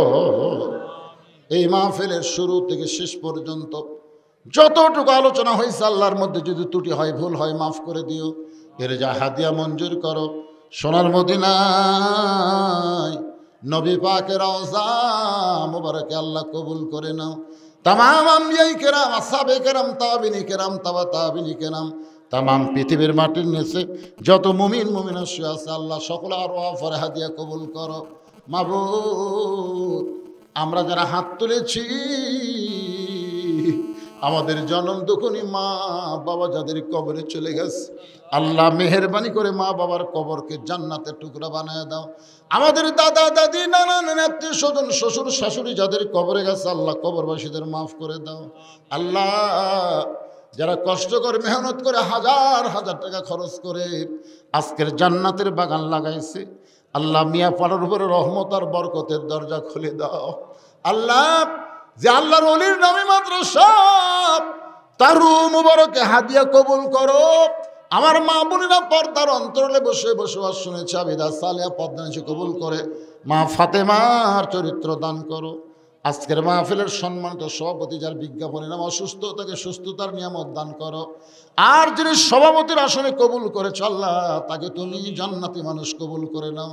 আজকের মাহফিলের সম্মানিত প্রধান অতিথি, বিশেষ অতিথি, সম্মানিত সুধীজন আলেম ওলামা, হাফেজ কারি হাজী সাহেব, মুরব্বী ইমাম মুয়াজ্জিন, কোরআনের তালবে ইলম, এই মাদ্রাসার মুহতামিম, মাদ্রাসার ওস্তাদ, মাদ্রাসার তালবে ইলম যাদের মাথায় পাগড়ি দেওয়া হলো, আল্লাহ তাদের সকলকে হক্কানি হাফেজ আলেম হিসাবে কবুল করে নাও।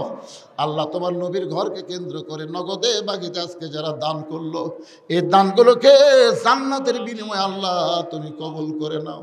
আমি অসুস্থ, আমার মতো অসুস্থ অবস্থায় যারা হাত তুলেছে, সুস্থতার নিয়ামত দান করে দাও। গোটা পৃথিবীর মুসলমানকে আল্লাহ তুমি হেফাজত করো। বাংলার জমিনে কোরআনের বিজয় দাও। মৃত্যুর সময় আমাদের জবানে জারি করে দিও লা ইলাহা ইল্লাল্লাহু মুহাম্মাদুর রাসূলুল্লাহ সাল্লাল্লাহু আলাইহি ওয়াসাল্লাম। আসসালামু আলাইকুম ওয়া রাহমাতুল্লাহি ওয়া বারাকাতুহু।